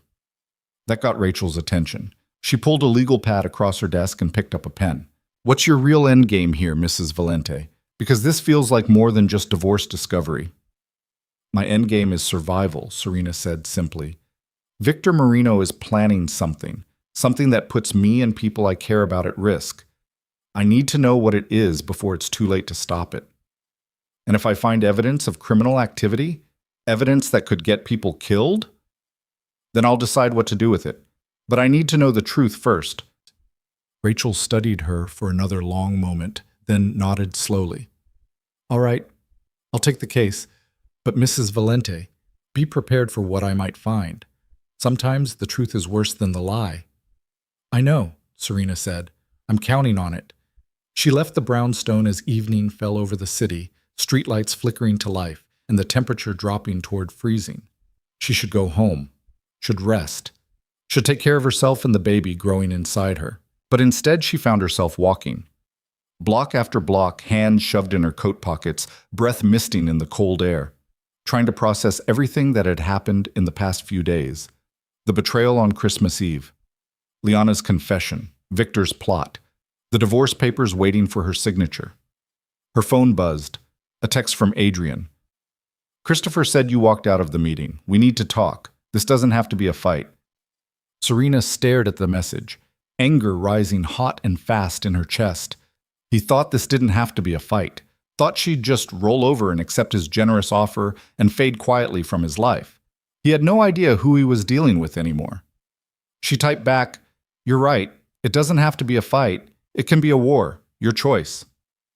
3 dots appeared immediately, then disappeared, then appeared again, then nothing.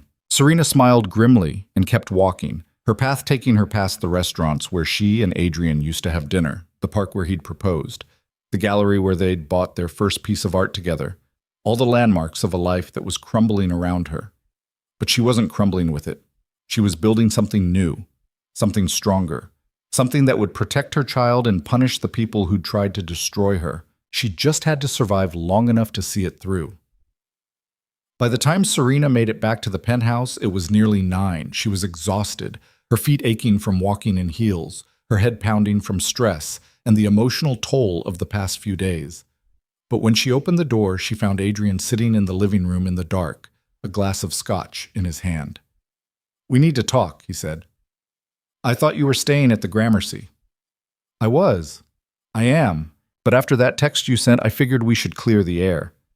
Serena dropped her purse and coat on the entry table.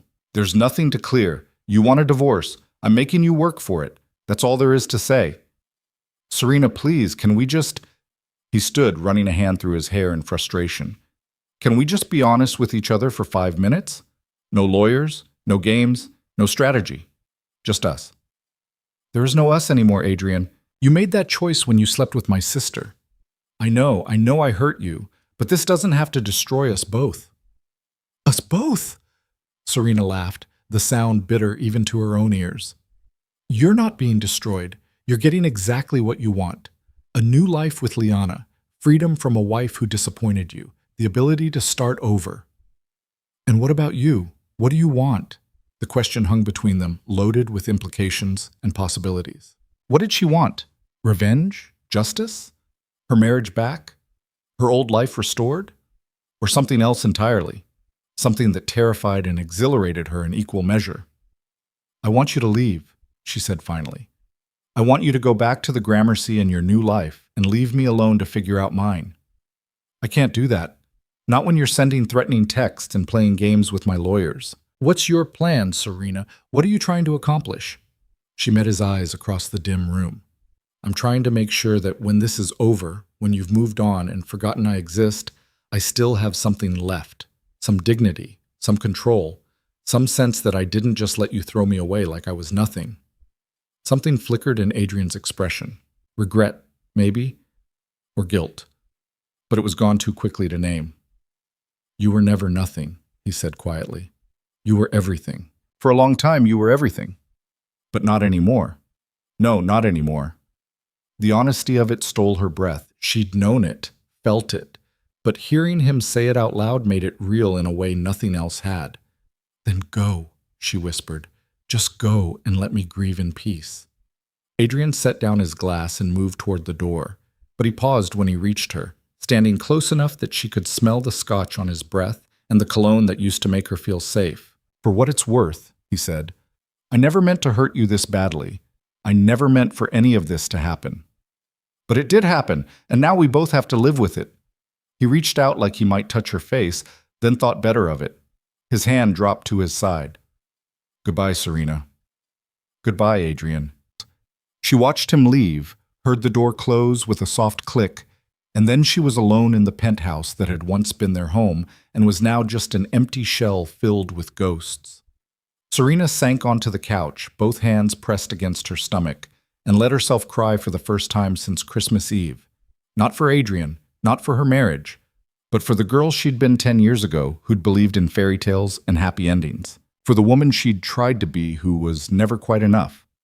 For all the dreams that had died and all the futures that would never exist. But even as she cried, even as grief threatened to drown her, that core of steel remained. That fierce determination to protect what was hers. Because Victor Marino might be planning her death, and Adrian might be planning her exit, but Serena Valente was planning something far more dangerous.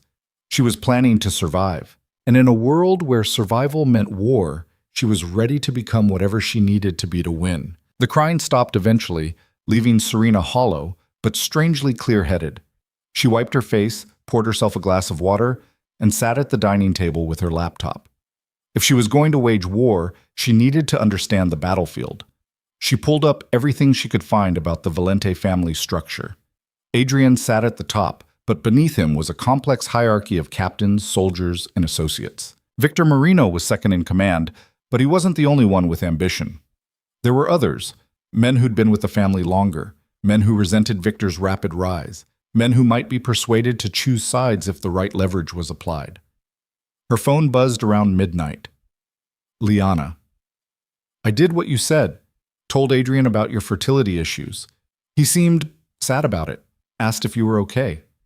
I'm sure his concern is touching, Serena said dryly. What did Victor say when Adrian told him? I don't know. I wasn't there for that conversation. But Adrian's been different since. Quieter. Like maybe he's having second thoughts. Second thoughts about the divorce or second thoughts about trusting Victor? I can't tell. Maybe both. Liana paused. Serena, I'm scared.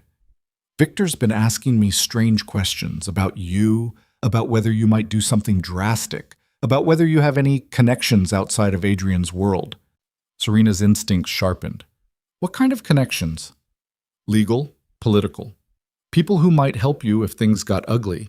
I told him no, that you've been completely isolated since the marriage. But I don't think he believed me. Good. Let him wonder.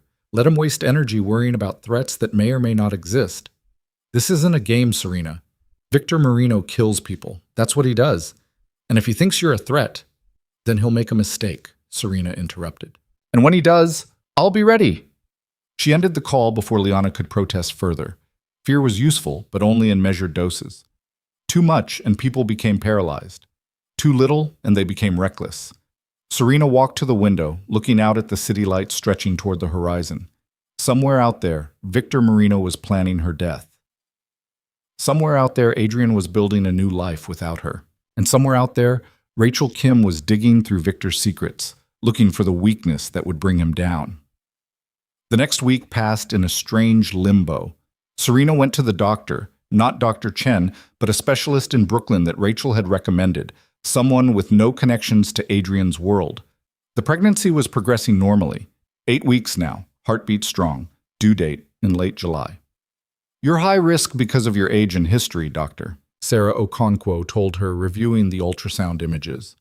But so far everything looks good. We'll want to monitor you closely. Weekly appointments until 12 weeks, then we'll reassess. No one can know about this, Serena said. Not yet. Is there any way to keep the records completely private? Dr. Okonkwo studied her over the rim of her glasses. I can keep them out of the standard system. But Mrs. Valente, if there's a safety issue, there is, but I'm handling it. Are you? Because in my experience, women who need this level of secrecy are usually in danger, and pregnant women in danger need help, not privacy. I have help. I have a lawyer. I have resources, and I have a plan. I just need time to execute it. Dr. Okonkwo didn't look convinced, but she nodded. All right. But if anything changes, if you feel threatened in any way, you call me immediately. I have contacts, people who can help. Serena left the clinic with prenatal vitamins and a fierce determination to make it to 12 weeks, to 20 weeks, to viability, to birth, to a future where her child was safe and Victor Marino was destroyed. Rachel called 3 days later. I've got something, she said without preamble. Can you come to the office? Serena was there within the hour, her heart pounding as Rachel spread documents across her cluttered desk. Victor Marino is even more interesting than I thought, Rachel began. On the surface, everything looks legitimate. The restaurant supply company has real clients. The waste management operation has city contracts. The construction firm is building actual buildings. But underneath? Underneath, it's all a shell game. Money flows in from one source, gets laundered through the businesses, and flows out to offshore accounts. Standard organized crime playbook. But here's where it gets interesting. Rachel pulled up a spreadsheet on one of her monitors. 3 months ago, Victor started moving money. A lot of money. Into accounts that aren't connected to the Valente family structure. His own accounts. Exactly. He's been skimming. Not huge amounts, nothing that would trigger immediate red flags, but consistent, systematic, building himself a nest egg. Serena leaned forward, studying the numbers. How much total? Close to 8 million, spread across 6 different offshore accounts, all hidden behind shell corporations. $8 million. enough to fund a takeover, enough to buy loyalty, enough to disappear if things went wrong. Can you trace where the money's going after it hits the offshore accounts? Serena asked. Some of it, not all. But what I can trace is interesting. He's been making payments to people, regular payments, like a payroll. Who? Rachel pulled up another document. That's the tricky part. Most of the recipients are hidden behind corporate veils, but I managed to identify 3 of them. Carlo Rossetti. He's a captain in the Valente family. James Jimmy the Knife Delgado. He's muscle, but respected muscle. And Vincent Carbone. He's the family's attorney. Serena sat back, processing. Victor wasn't just planning a coup. He was buying one. Building his own power base inside the Valente organization, paying key players to switch their loyalty when the time came. There's more, Rachel said. I found communication records, encrypted messages between Victor and someone using the handle Queenside. They've been talking for months, planning something big for February. The family council meeting. That would be my guess. The messages reference the old man, the transfer, and cleaning house. Pretty clear what they're planning. Who's Queenside? I don't know yet. Whoever it is, they're careful, using multiple layers of encryption, bouncing signals through servers in 3 different countries. But I'm working on it. Serena's mind raced. This was good. This was evidence. This was leverage. Can you document all of this? Create a comprehensive report with sources and documentation? Already doing it. Should have it ready in a week. Make it 3 days, and Rachel, this can't get out. Not yet. Not until I'm ready to use it. Rachel's expression was grim. You're planning to go to Adrian with this, to warn him about Victor. Eventually, when the timing is right. And what if the timing is never right? What if Adrian's in on it? What if he and Victor are playing you both? The thought had occurred to Serena, but her instincts, honed by 10 years of reading Adrian's moods and motivations, said no. Adrian might be a bastard, might be a cheater, might be cold and ruthless, but he loved power too much to give it up willingly. If Victor was planning a coup, Adrian was the target, not a co-conspirator. He's not in on it, Serena said, but I need proof before I can bring this to him, proof he can't ignore or explain away. You're putting a lot of faith in a man who's divorcing you. I'm not putting faith in him. I'm putting faith in his self-interest, and his self-interest is staying in power. Rachel shook her head. You're braver than I thought. Or crazier. Hard to tell which. Both, probably, Serena admitted, but I don't have the luxury of being cautious anymore. She left Rachel's office with hope and fear warring in her chest. The evidence was building. The picture was becoming clear, but she still needed more. Needed to understand the endgame. Needed to know exactly when and how Victor planned to move. And she needed to figure out how to use her pregnancy, the one card Victor didn't know she held, to maximum advantage. Her phone rang as she walked. An unknown number. She answered cautiously. Hello? Mrs. Valente, we haven't been properly introduced. My name is Victor Marino. Serena's blood turned to ice. She stopped walking, her hand tightening on the phone. What do you want? Just to talk. Woman to woman, so to speak. Well, man to woman, you know what I mean. His voice was smooth, almost pleasant, which made it more terrifying. I understand you're having some difficulty accepting your marriage is over. I don't see how that's any of your business. Oh, but it is my business. You see, Adrian is like a brother to me. His happiness matters. His future matters. And right now, you're standing in the way of both. Is that a threat?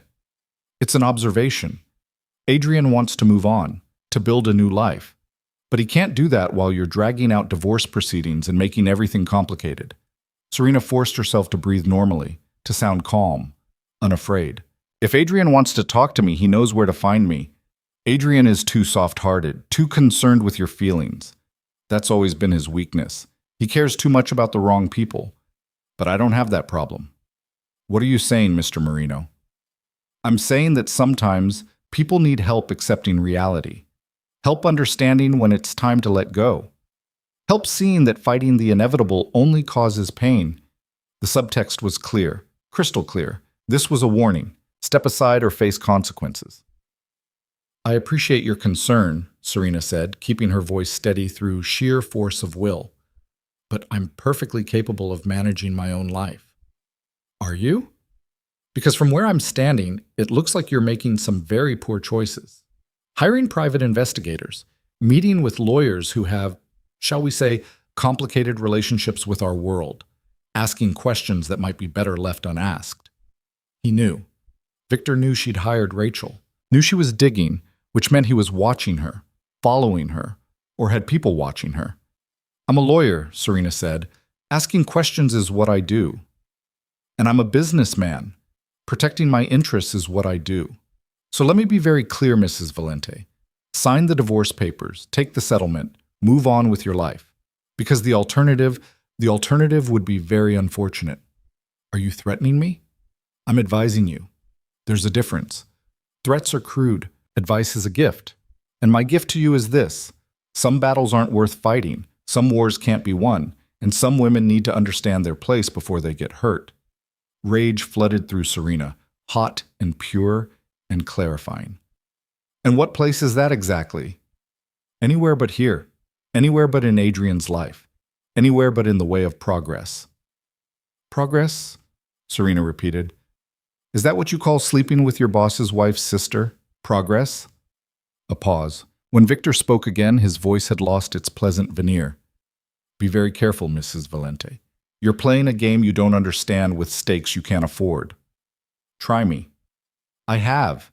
And I found you wanting. You're a liability, a complication, and complications get resolved, one way or another. The line went dead. Serena stood on the sidewalk, trembling with adrenaline and fear and fury. Victor had just confirmed everything Liana had told her. He wanted her gone. Out of Adrian's life, out of the picture entirely, and he'd just made it personal. She called Marcus immediately.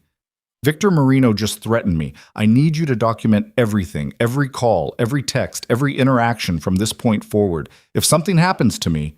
Whoa, slow down. What do you mean if something happens to you? Serena told him about the call, about Victor's thinly veiled threats, about the realization that she was running out of time. We need to go to the police, Marcus said when she finished. And tell them what? That a prominent businessman gave me some friendly advice about my divorce? There's nothing actionable there, nothing that would hold up. Then we get a restraining order. Against who? Victor didn't explicitly threaten me. He just implied, suggested, and a restraining order would tip my hand. Would let him know I'm scared. Would give him a reason to accelerate whatever he's planning. So what do you want to do? I want you to prepare a fail-safe, a document that contains everything I know about Victor, everything Rachel's found, everything Liana's told me. And if anything happens to me, if I disappear, if I have an accident, if I die under suspicious circumstances, that document goes to the FBI, the NYPD, the Manhattan DA, and every major newspaper in the city. Serena, I'm serious, Marcus. I need insurance. I need Victor to know that killing me would be the worst mistake he could make. And how exactly do you plan to let him know about this failsafe without revealing what you know? That was the question, wasn't it? How to leverage information without exposing your hand. How to create deterrence without provoking preemptive action. I'm working on it, Serena said. Just get the document ready. I'll figure out the rest. She spent the next 2 days in a state of heightened alertness, jumping at shadows, checking over her shoulder, varying her routes and schedules. Victor's threat had been a tactical error. Instead of intimidating her into submission, it had sharpened her resolve.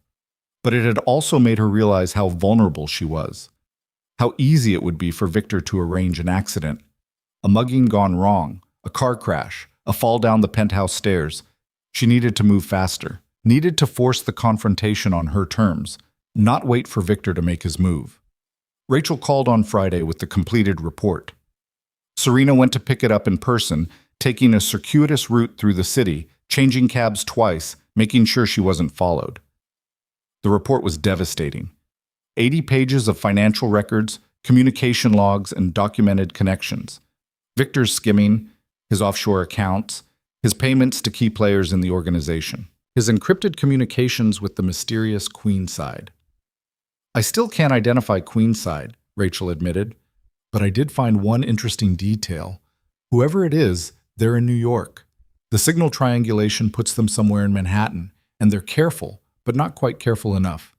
There's a pattern to when they communicate, always during business hours, always on weekdays. My guess? Someone with a day job. Someone who has to work around a schedule. Someone inside the organization, Serena said. That would be my bet, which means Victor's conspiracy goes deeper than we thought. He's not just buying loyalty. He's got a partner, someone who's feeding him information from inside Adrian's inner circle. Serena took the report and paid Rachel the substantial sum they'd agreed upon, plus a bonus. If anyone asks, anyone at all, you've never heard of me. This investigation never happened. Understood? Client confidentiality. It's sacred. But Serena, watch your back. Whatever you're planning, do it soon, because the longer this drags out, the more danger you're in. I know I'm meeting with Liana tomorrow, getting the last piece of the puzzle. Then I'm moving. Moving how?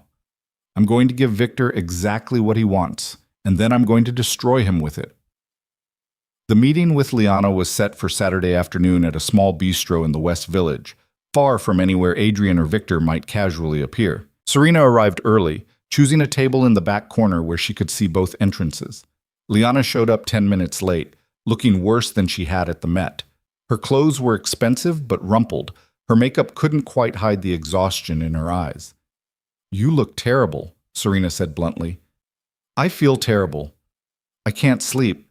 Can barely eat. Every time Adrian touches me, I want to scream. Every time Victor calls, I think it's going to be the call where he tells me to kill you, or he'll kill me instead. He won't tell you that. Too messy. Too many connections back to him. If he moves against me, it'll be clean, professional, something that can't be traced.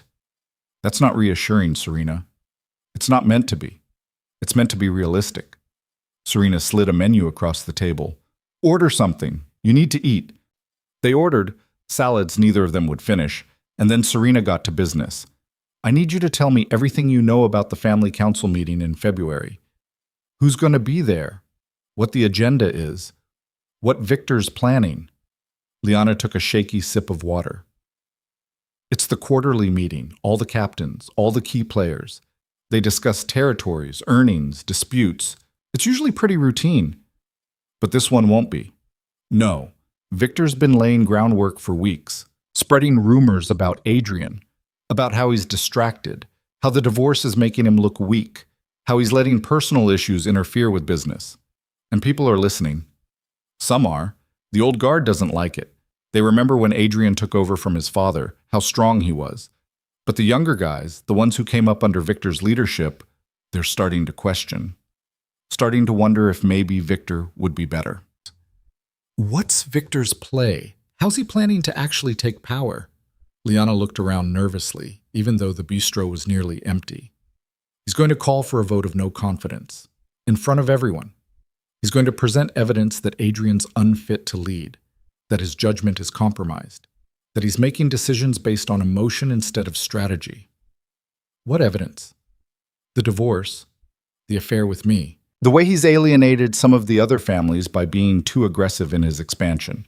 The way he handled the situation with the Martinelli crew last year, some people think he was too soft, that he should have retaliated instead of negotiating. Serena absorbed this. A vote of no confidence, and if it passes? Then leadership transfers to Victor, immediately. And anyone who opposes the transition gets removed from their positions, exiled from the organization. Or worse. And Adrian? What happens to him? Victor says Adrian will be allowed to retire, to step away peacefully, to live out his life in comfort somewhere far from New York.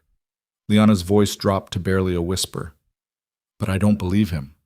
I think once Victor has power, Adrian becomes a liability, someone who could always challenge him, always come back.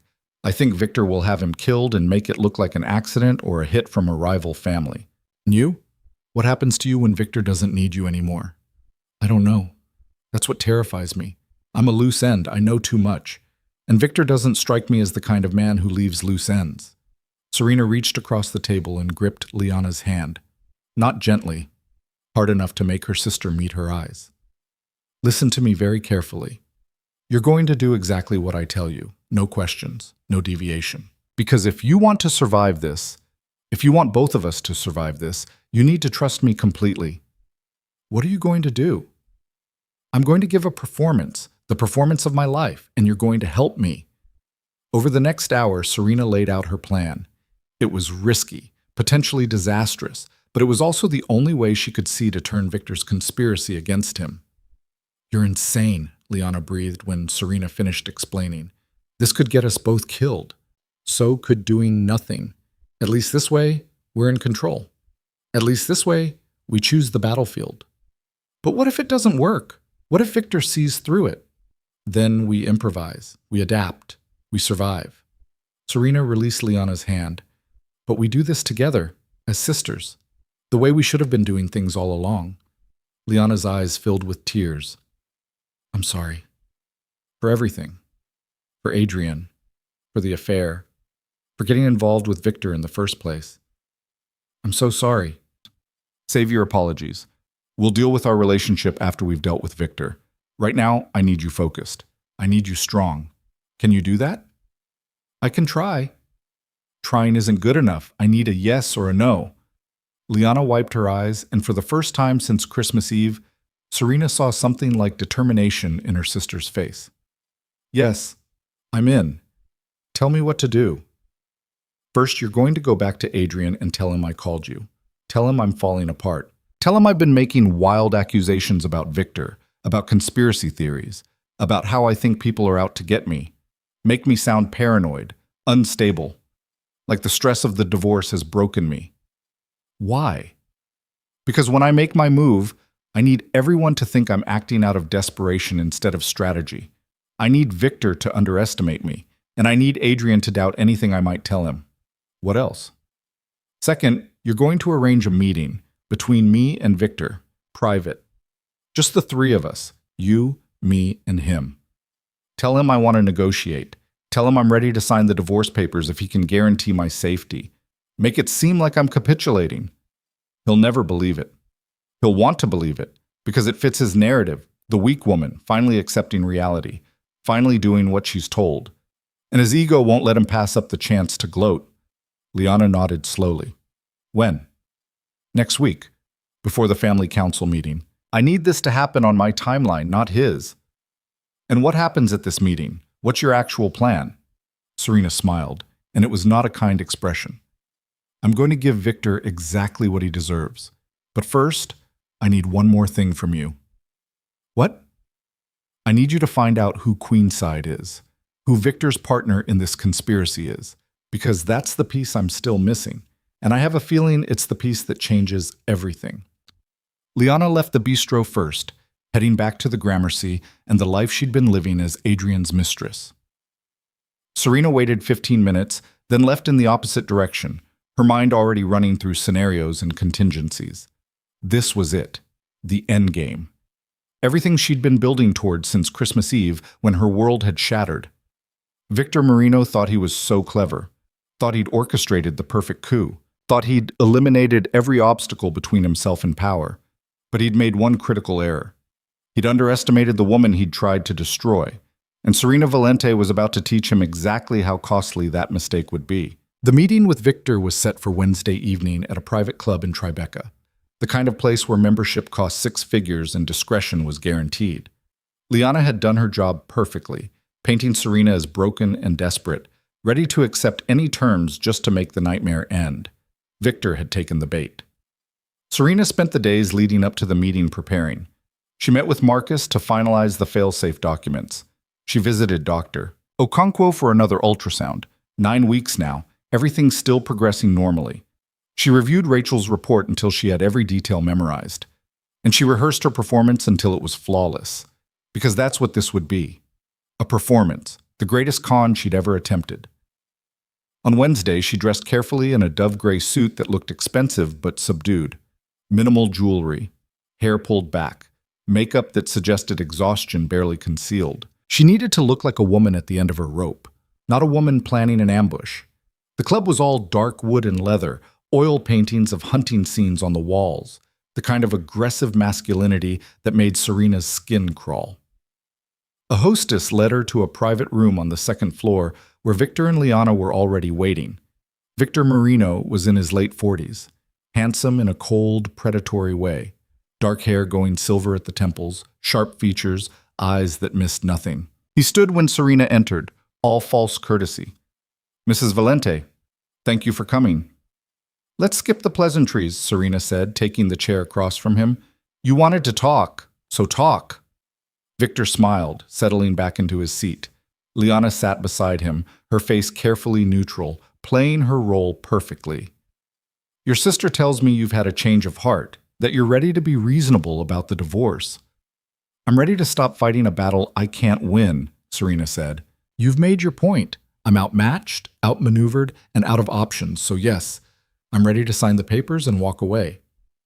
Just like that? After weeks of resistance? Just like that.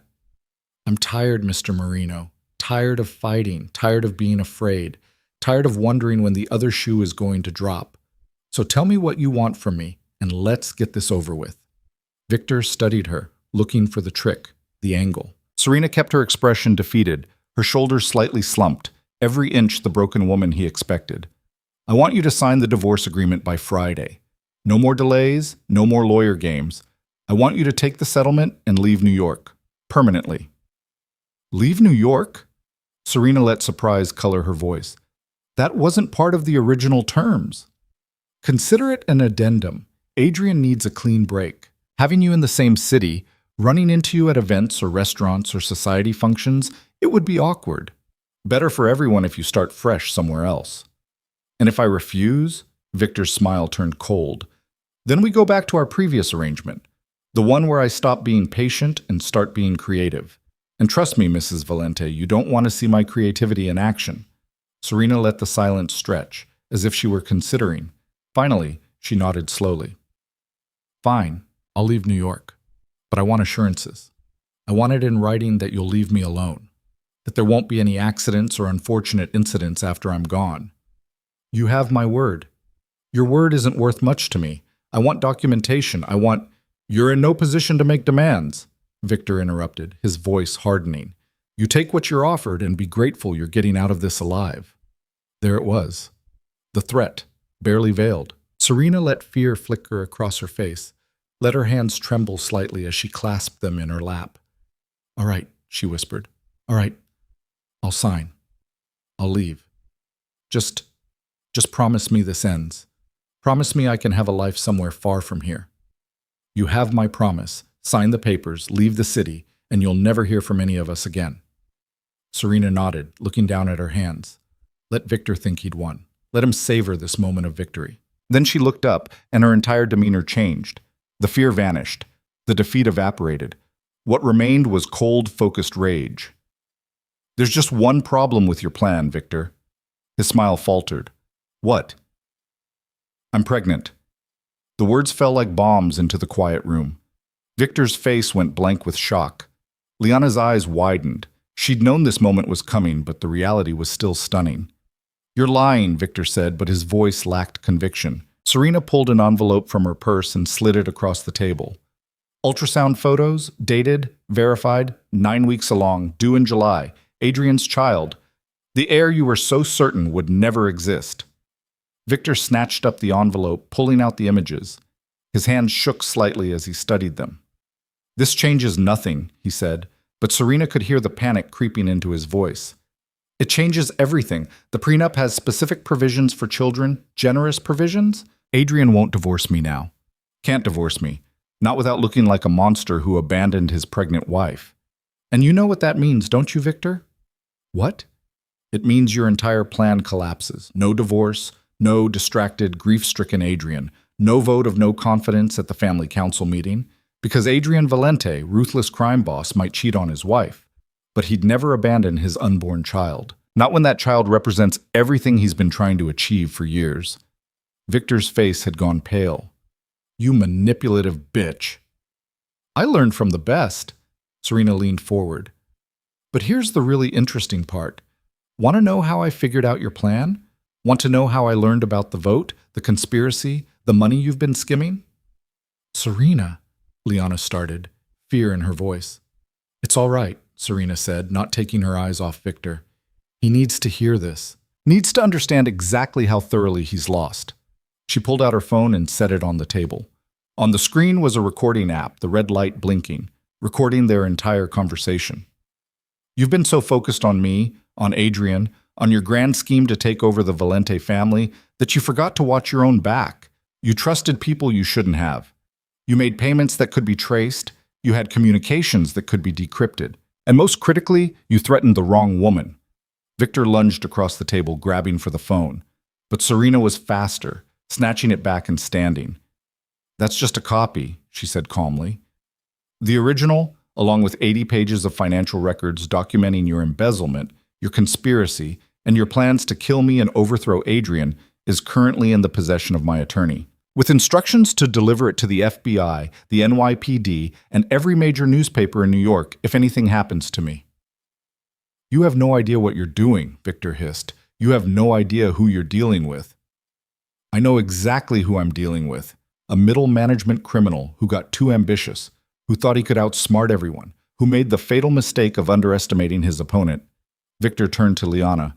You told her everything. You betrayed me." "She blackmailed me," Liana said, her voice shaking but holding firm. "She's my sister. What did you expect?" "I expected loyalty. I expected—" Victor stopped, his hand moving toward his jacket. "I wouldn't," Serena said quietly. "We're in a private club with security cameras in every hallway. You pull a weapon, you use it on me, and you'll never make it out of the building. Is that really how you want this to end?" Victor's hand froze. For a long moment, the three of them stood in tense silence, the weight of everything unsaid pressing down like a physical force. "What do you want?" Victor finally asked. "I want you to withdraw from the conspiracy. I want you to cancel whatever you had planned for the family council meeting. And I want you to disappear, retire, resign your position, leave New York and never come back. And if I don't? Then I go to Adrian with everything, every document, every recording, every piece of evidence Rachel Kim compiled, and I let him deal with you the way he deals with traitors in his organization." Serena's voice hardened. "You know how that ends, Victor. You've ordered those endings yourself." Victor's jaw clenched. "He'll never believe you. He'll think you're lying to get back at him for the affair." "Will he? When I show him proof of the $8 million you've stolen? When I show him the payments you've made to buy loyalty? When I play him recordings of you threatening his wife and unborn child?" Serena shook her head. "You're done, Victor. The only question is whether you go quietly or whether I destroy you publicly. You'd be signing your own death warrant. The organization doesn't forgive betrayal. I'm not betraying anyone. I'm protecting my family, my husband, my child, and I'm removing a cancer that would have destroyed everything Adrian built." She paused. "Make your choice, exile or execution. But make it now." Victor looked between Serena and Liana, calculating odds, weighing options. Serena could see the moment he realized he'd lost, could see the moment his arrogance crumbled into survival instinct. "Fine," he said through gritted teeth. "I'll leave, I'll resign, I'll disappear." "Not good enough. I want it in writing, a formal resignation letter to Adrian, effective immediately, citing personal reasons. No mentions of our conversation. No threats, no implications. Just a clean exit. And the evidence? What happens to Rachel Kim's report? It stays with my attorney. Insurance. If you ever come back to New York, if you ever threaten me or my family, if you ever contact Adrian or Liana or anyone connected to us, that report goes public. And then you'll have more to worry about than just Adrian Valente." Victor pulled out his phone with shaking hands and began typing. Serena watched as he composed the resignation letter, as he sent it to Adrian's email, as he showed her confirmation that it had been delivered. "There," he said. "Done. Happy now?" "Ecstatic. One more thing." "What?" "Queenside. Tell me who your partner is, who else was in on this conspiracy." Victor's expression twisted with something like satisfaction. "You haven't figured that out yet, with all your investigating and your clever lawyer tricks?" "Tell me." "No, that's one secret I'm keeping. Let it drive you crazy wondering. Let it keep you up at night knowing there's someone still out there who knows what we planned." Serena stepped closer, her voice dropping to barely above a whisper. "Victor, I'm giving you one chance to walk away from this. One chance to disappear with your life intact. Don't make me regret my mercy by playing games." "It's not a game. It's survival. Because if I give up Queenside, if I expose my partner, then I have nothing left to bargain with. Nothing to keep me alive if you or Adrian decide I'm too much of a liability after all. He had a point. Serena's mind raced through the implications. Queenside was still out there, still unidentified, still potentially dangerous. But Victor was right. If she pushed too hard, if she demanded too much, he might decide he had nothing to lose by going down fighting. Fine, she said. Keep your secret. But know this, I will find out who Queenside is. And when I do, they'll face the same choice you're facing now, exile or exposure. Victor grabbed his coat and moved toward the door, but he paused at the threshold, looking back at Serena with something like grudging respect. You're tougher than I thought, he said. Smarter, too. If things had been different, if you'd been born into this world instead of marrying into it, you might have been formidable. I am formidable, Serena replied. You just didn't notice until it was too late. Then he was gone, footsteps echoing down the hallway, leaving Serena and Liana alone in the private room. Liana collapsed into her chair, looking like she might be sick. Did that really just happen? Did we really just threaten Victor Marino and live to tell about it? We did, because he's smart enough to know when he's beaten. Serena sat down across from her sister, suddenly exhausted. Are you okay? I don't know. I feel like I'm going to throw up, or pass out, or both. That's adrenaline. It'll pass. What happens now? Do I go back to Adrian? Do I keep pretending?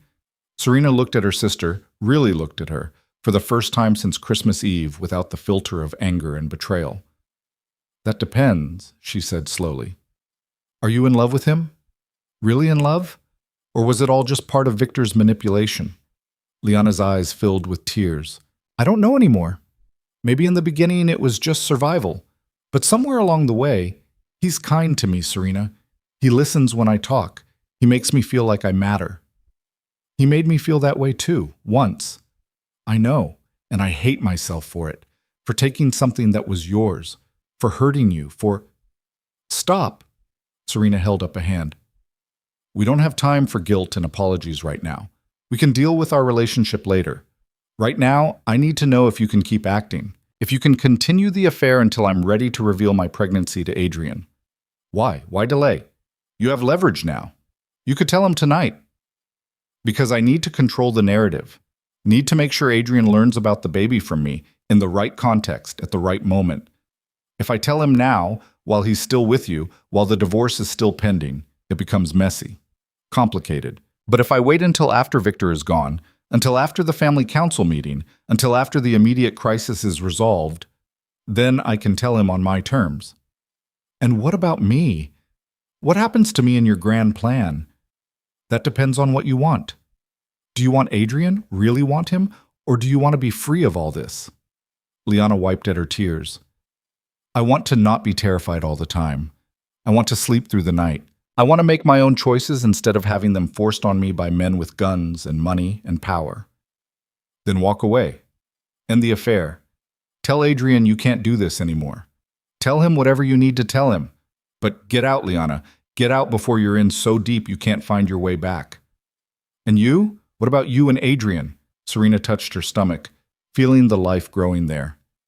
Adrian and I are bound together now, by this child, by 10 years of history, by the fact that, like it or not, we're stronger together than apart. I don't know if we'll ever get back what we lost. But I do know that my baby needs a father, needs the protection and legacy that comes with being Adrian Valente's heir, so I'll do whatever it takes to make that happen. Even if it means forgiving him? Even if it means learning to live with what can't be forgiven.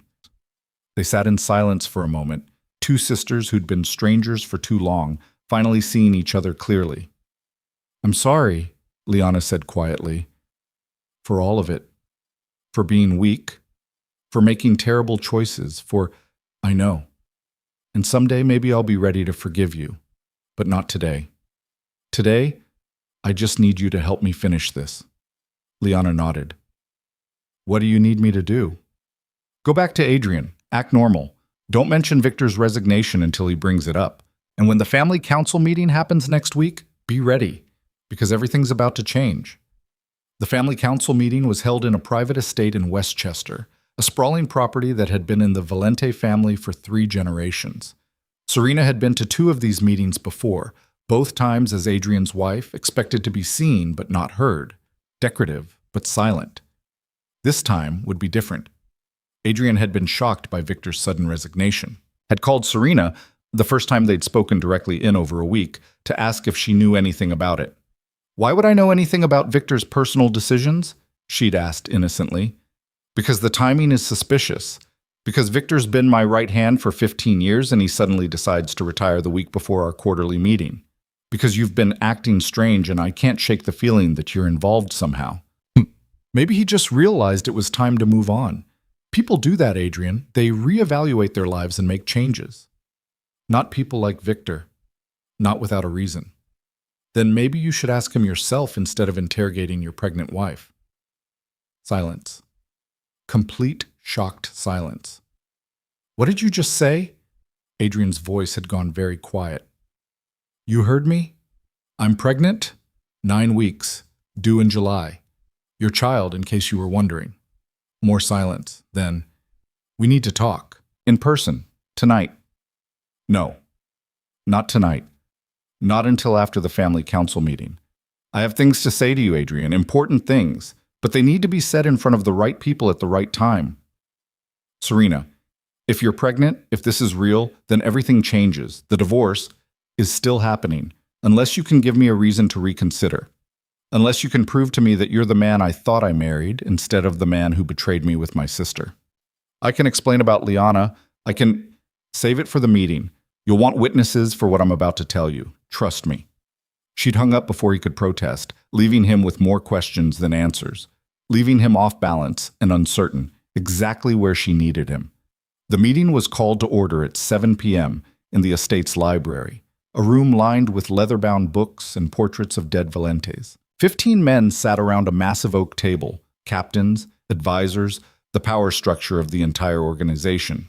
And at the head of the table, Adrian Valente, looking dangerous and barely controlled. Serena arrived unannounced, walking into the library like she owned it, ignoring the shocked expressions and murmured objections. "Mrs. Valente," Christopher Hayden stood, attempting to intercept her. "This is a closed meeting, family business only." "I am family," Serena said calmly, "and I have information that affects this business. So sit down, Christopher, and let me speak." Adrian's eyes were locked on her, ice blue and unreadable. "Let her talk." The room fell silent. Serena walked to the front, standing beside Adrian's chair, facing the assembled men. "Most of you know me as Adrian's wife. Some of you think you know why I'm here, to contest the divorce, to make a scene, to be dramatic. You're wrong. I'm here because there was a conspiracy, a plan to overthrow Adrian Valente and seize control of this organization. And I'm here to tell you who was behind it." That got their attention.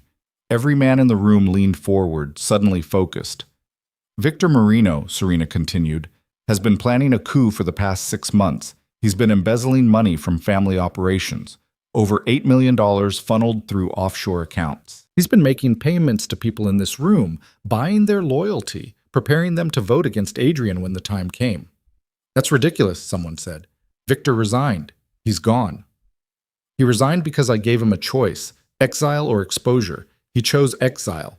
But the conspiracy was real, and I have proof." She pulled out copies of Rachel's report and began distributing them around the table. Watched as men read through the financial records, the communication logs, the documented evidence of Victor's betrayal. "Holy shit," someone muttered. "This is real." "It's real," Serena confirmed. Victor Marino was planning to call for a vote of no confidence at this meeting. He was planning to present Adrian as weak, distracted, unfit to lead, and he was planning to take power by force if the vote didn't go his way. Adrian stood slowly, his face carved from ice. Who helped him? Who in this room took his money? 3 men shifted uncomfortably. Carlo Rossetti, Jimmy Delgado, Vincent Carbone. The same names Rachel had identified. "Is this true?" Adrian asked them directly. Carlo Rossetti stood, his face pale. "I took meetings with Victor. He talked about succession planning, about what would happen if something happened to you.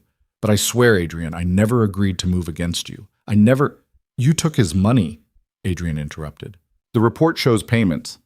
Consulting fees, he said they were legitimate, said you'd approved them." I approved nothing. Adrian's voice could have frozen hell.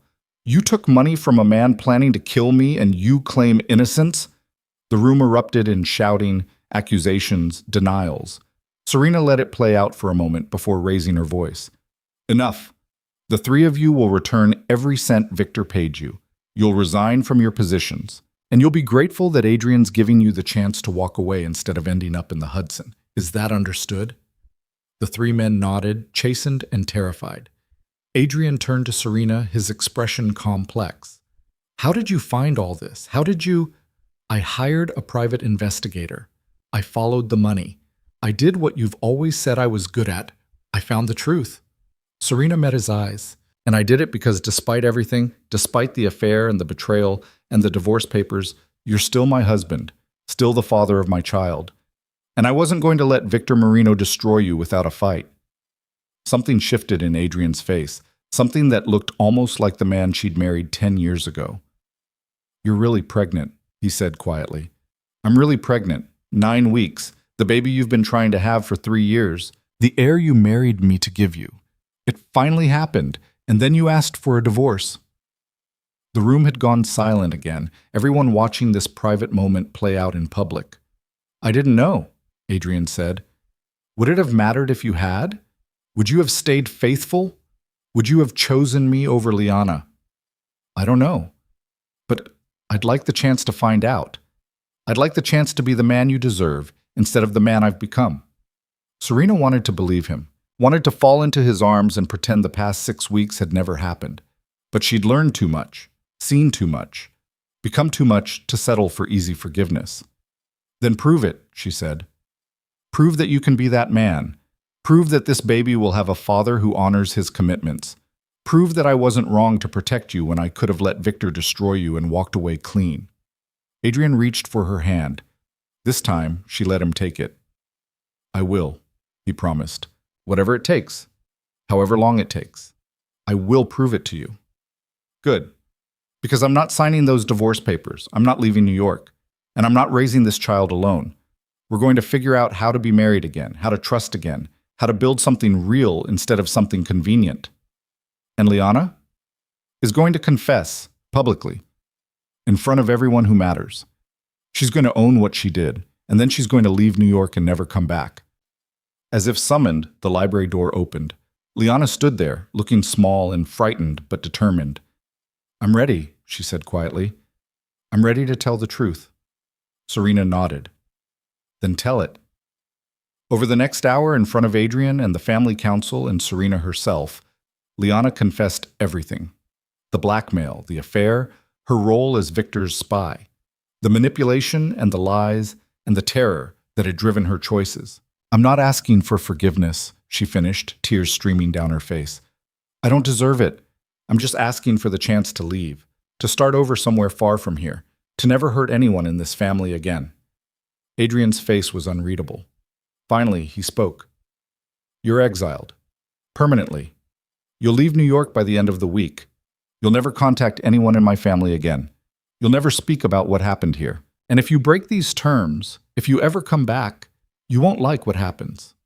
Liana nodded, accepting the sentence. She looked at Serena one last time. I'm sorry, she whispered, for everything. I know, Serena said, and found to her surprise that she meant it. Goodbye, Liana. Her sister left without another word, the door closing behind her with quiet finality. The family council meeting ended shortly after. Men filed out, subdued and shaken by everything they'd learned. By the time the room emptied, only Serena and Adrian remained, standing on opposite sides of the oak table. You saved me, Adrian said finally. You could have let Victor succeed, could have let me be overthrown and killed.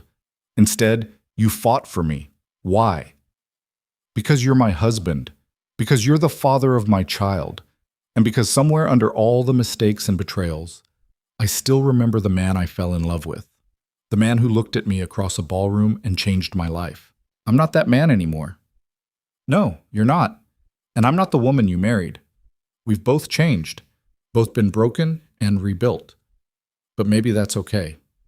Maybe we can be something new together, something stronger. Adrian walked around the table until he stood in front of her, close enough to touch but not touching. Not yet. I love you, he said.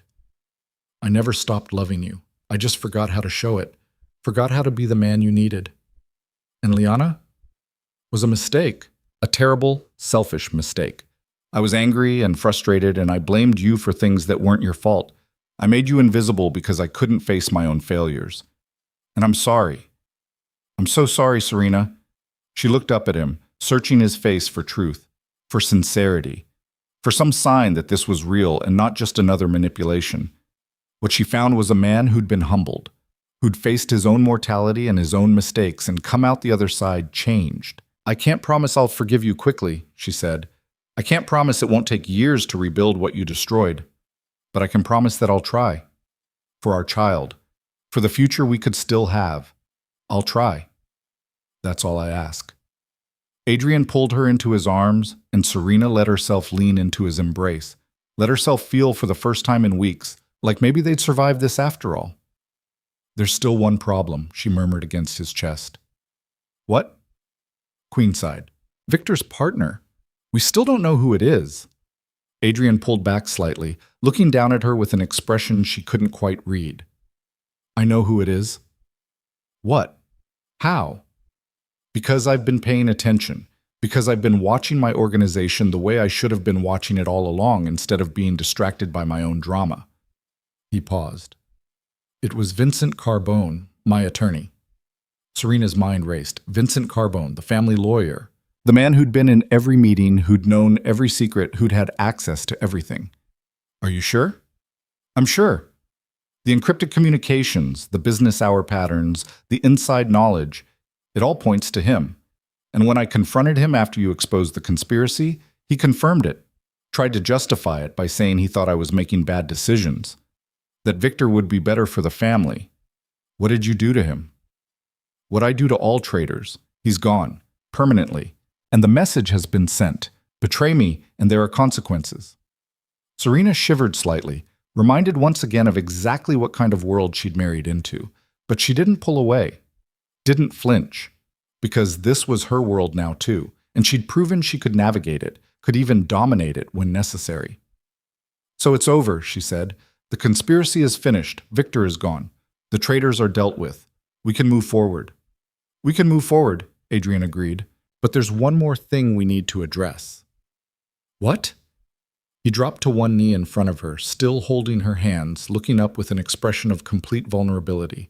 Marry me again, he said. Not a courthouse wedding this time, a real wedding, in front of everyone who matters. Let me prove to the world that you're my wife, my partner, my equal. Let me show you that I mean every promise I'm making. Serena looked down at him, this powerful, dangerous man kneeling before her, and felt something inside her chest crack open. Not breaking, opening, making room for possibility. Ask me again in a year, she said softly, when the baby is born, when we've had time to rebuild, when I know for certain that this is real, and not just guilt or obligation or fear of being alone. A year, Adrian repeated, standing and pulling her close again. I can wait a year. I can wait however long it takes. Good. Because I'm not making this easy for you.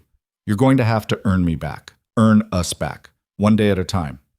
I wouldn't expect anything less. They stood together in the quiet library, holding each other. Two people who'd been to hell and back, contemplating a future that was uncertain but possible. 1 year later, Serena stood in front of a mirror in her parents' estate. The same estate where everything had started to unravel on that terrible Christmas Eve. But now, in late summer sunshine, everything felt different, felt possible. She was wearing ivory, not white, that ship had sailed. A simple, elegant dress that accommodated her post-pregnancy figure. Her hair was loose around her shoulders, the way Adrian liked it. And in her arms was the reason for all of this. The reason she'd fought and survived and refused to quit. Matteo Adrian Valente. 6 weeks old. Perfect in every way. You ready? Her mother asked, adjusting Serena's veil. I'm ready. The ceremony was small, just family and the few friends who'd stuck by her through everything. Marcus was there, looking pleased with himself for helping orchestrate her survival. Rachel Kim had sent a gift with a note that just said, "Congratulations, you earned this." And at the front of the room, waiting with an expression of joy and nervousness and love, was Adrian. He'd kept every promise, spent the year proving himself, gone to therapy, actual therapy, which was almost unheard of in his world, stepped back from some of his more violent operations, started transforming parts of the family business into legitimate enterprises, created a foundation in Mateo's name to help women and children escaping domestic violence. He'd become, slowly and with great effort, the man Serena had always believed he could be. The ceremony was brief. New vows, spoken with weight and meaning and the knowledge of exactly what they were promising: to love and honor and cherish, to protect and support and choose each other every day, despite the scars and the history and the knowledge of how badly they could hurt each other. When Adrian kissed her, when he held his son for the first time as a married man, Serena felt something she hadn't felt in over a year: hope. Not the naive hope of her first wedding, but something harder, something that had been tested and survived, something real. "I love you," Adrian whispered, Mateo sleeping peacefully between them. "I love both of you, and I'm going to spend the rest of my life making sure you never regret giving me this second chance." "You better," Serena replied, "because I didn't claw my way through hell to settle for anything less than everything." He laughed, and it was the sound of relief and joy, and a man who knew exactly how lucky he was. Later, at the reception, as Serena danced with her husband while her mother held her sleeping son, she caught sight of her reflection in the ballroom windows. She looked different than she had a year ago, stronger, fiercer, more herself than she'd ever been. She'd lost so much: her naivety, her illusions, her sister, the simple belief that love was enough. But she'd gained more, gained strength and cunning, and the knowledge that she could survive anything, that she could fight battles and win wars and protect what mattered most.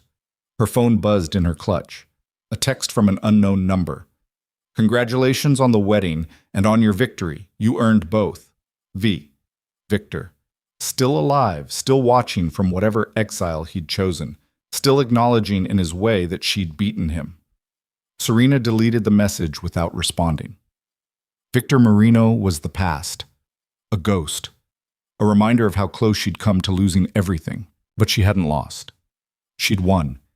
And as Adrian spun her across the dance floor, as their son slept peacefully in her mother's arms, as their future stretched out before them full of possibility and second chances, Serena Valente knew one thing with absolute certainty. She would never be invisible again. Never be underestimated. Never be the weak link that men like Victor Marino could exploit. She was a mother now, a wife who'd earned her place through blood and cunning and sheer force of will, a woman who'd stared down death and conspiracy and betrayal and emerged victorious. And in a world ruled by loyalty and fear and power, she'd proven the most dangerous truth of all. Hell hath no fury like a mother protecting her child. The music swelled, the lights glittered, and Serena smiled, not the careful, composed smile she'd worn for so many years, but a real smile, fierce and free and full of the knowledge that she'd not just survived her darkest moment, she'd conquered it.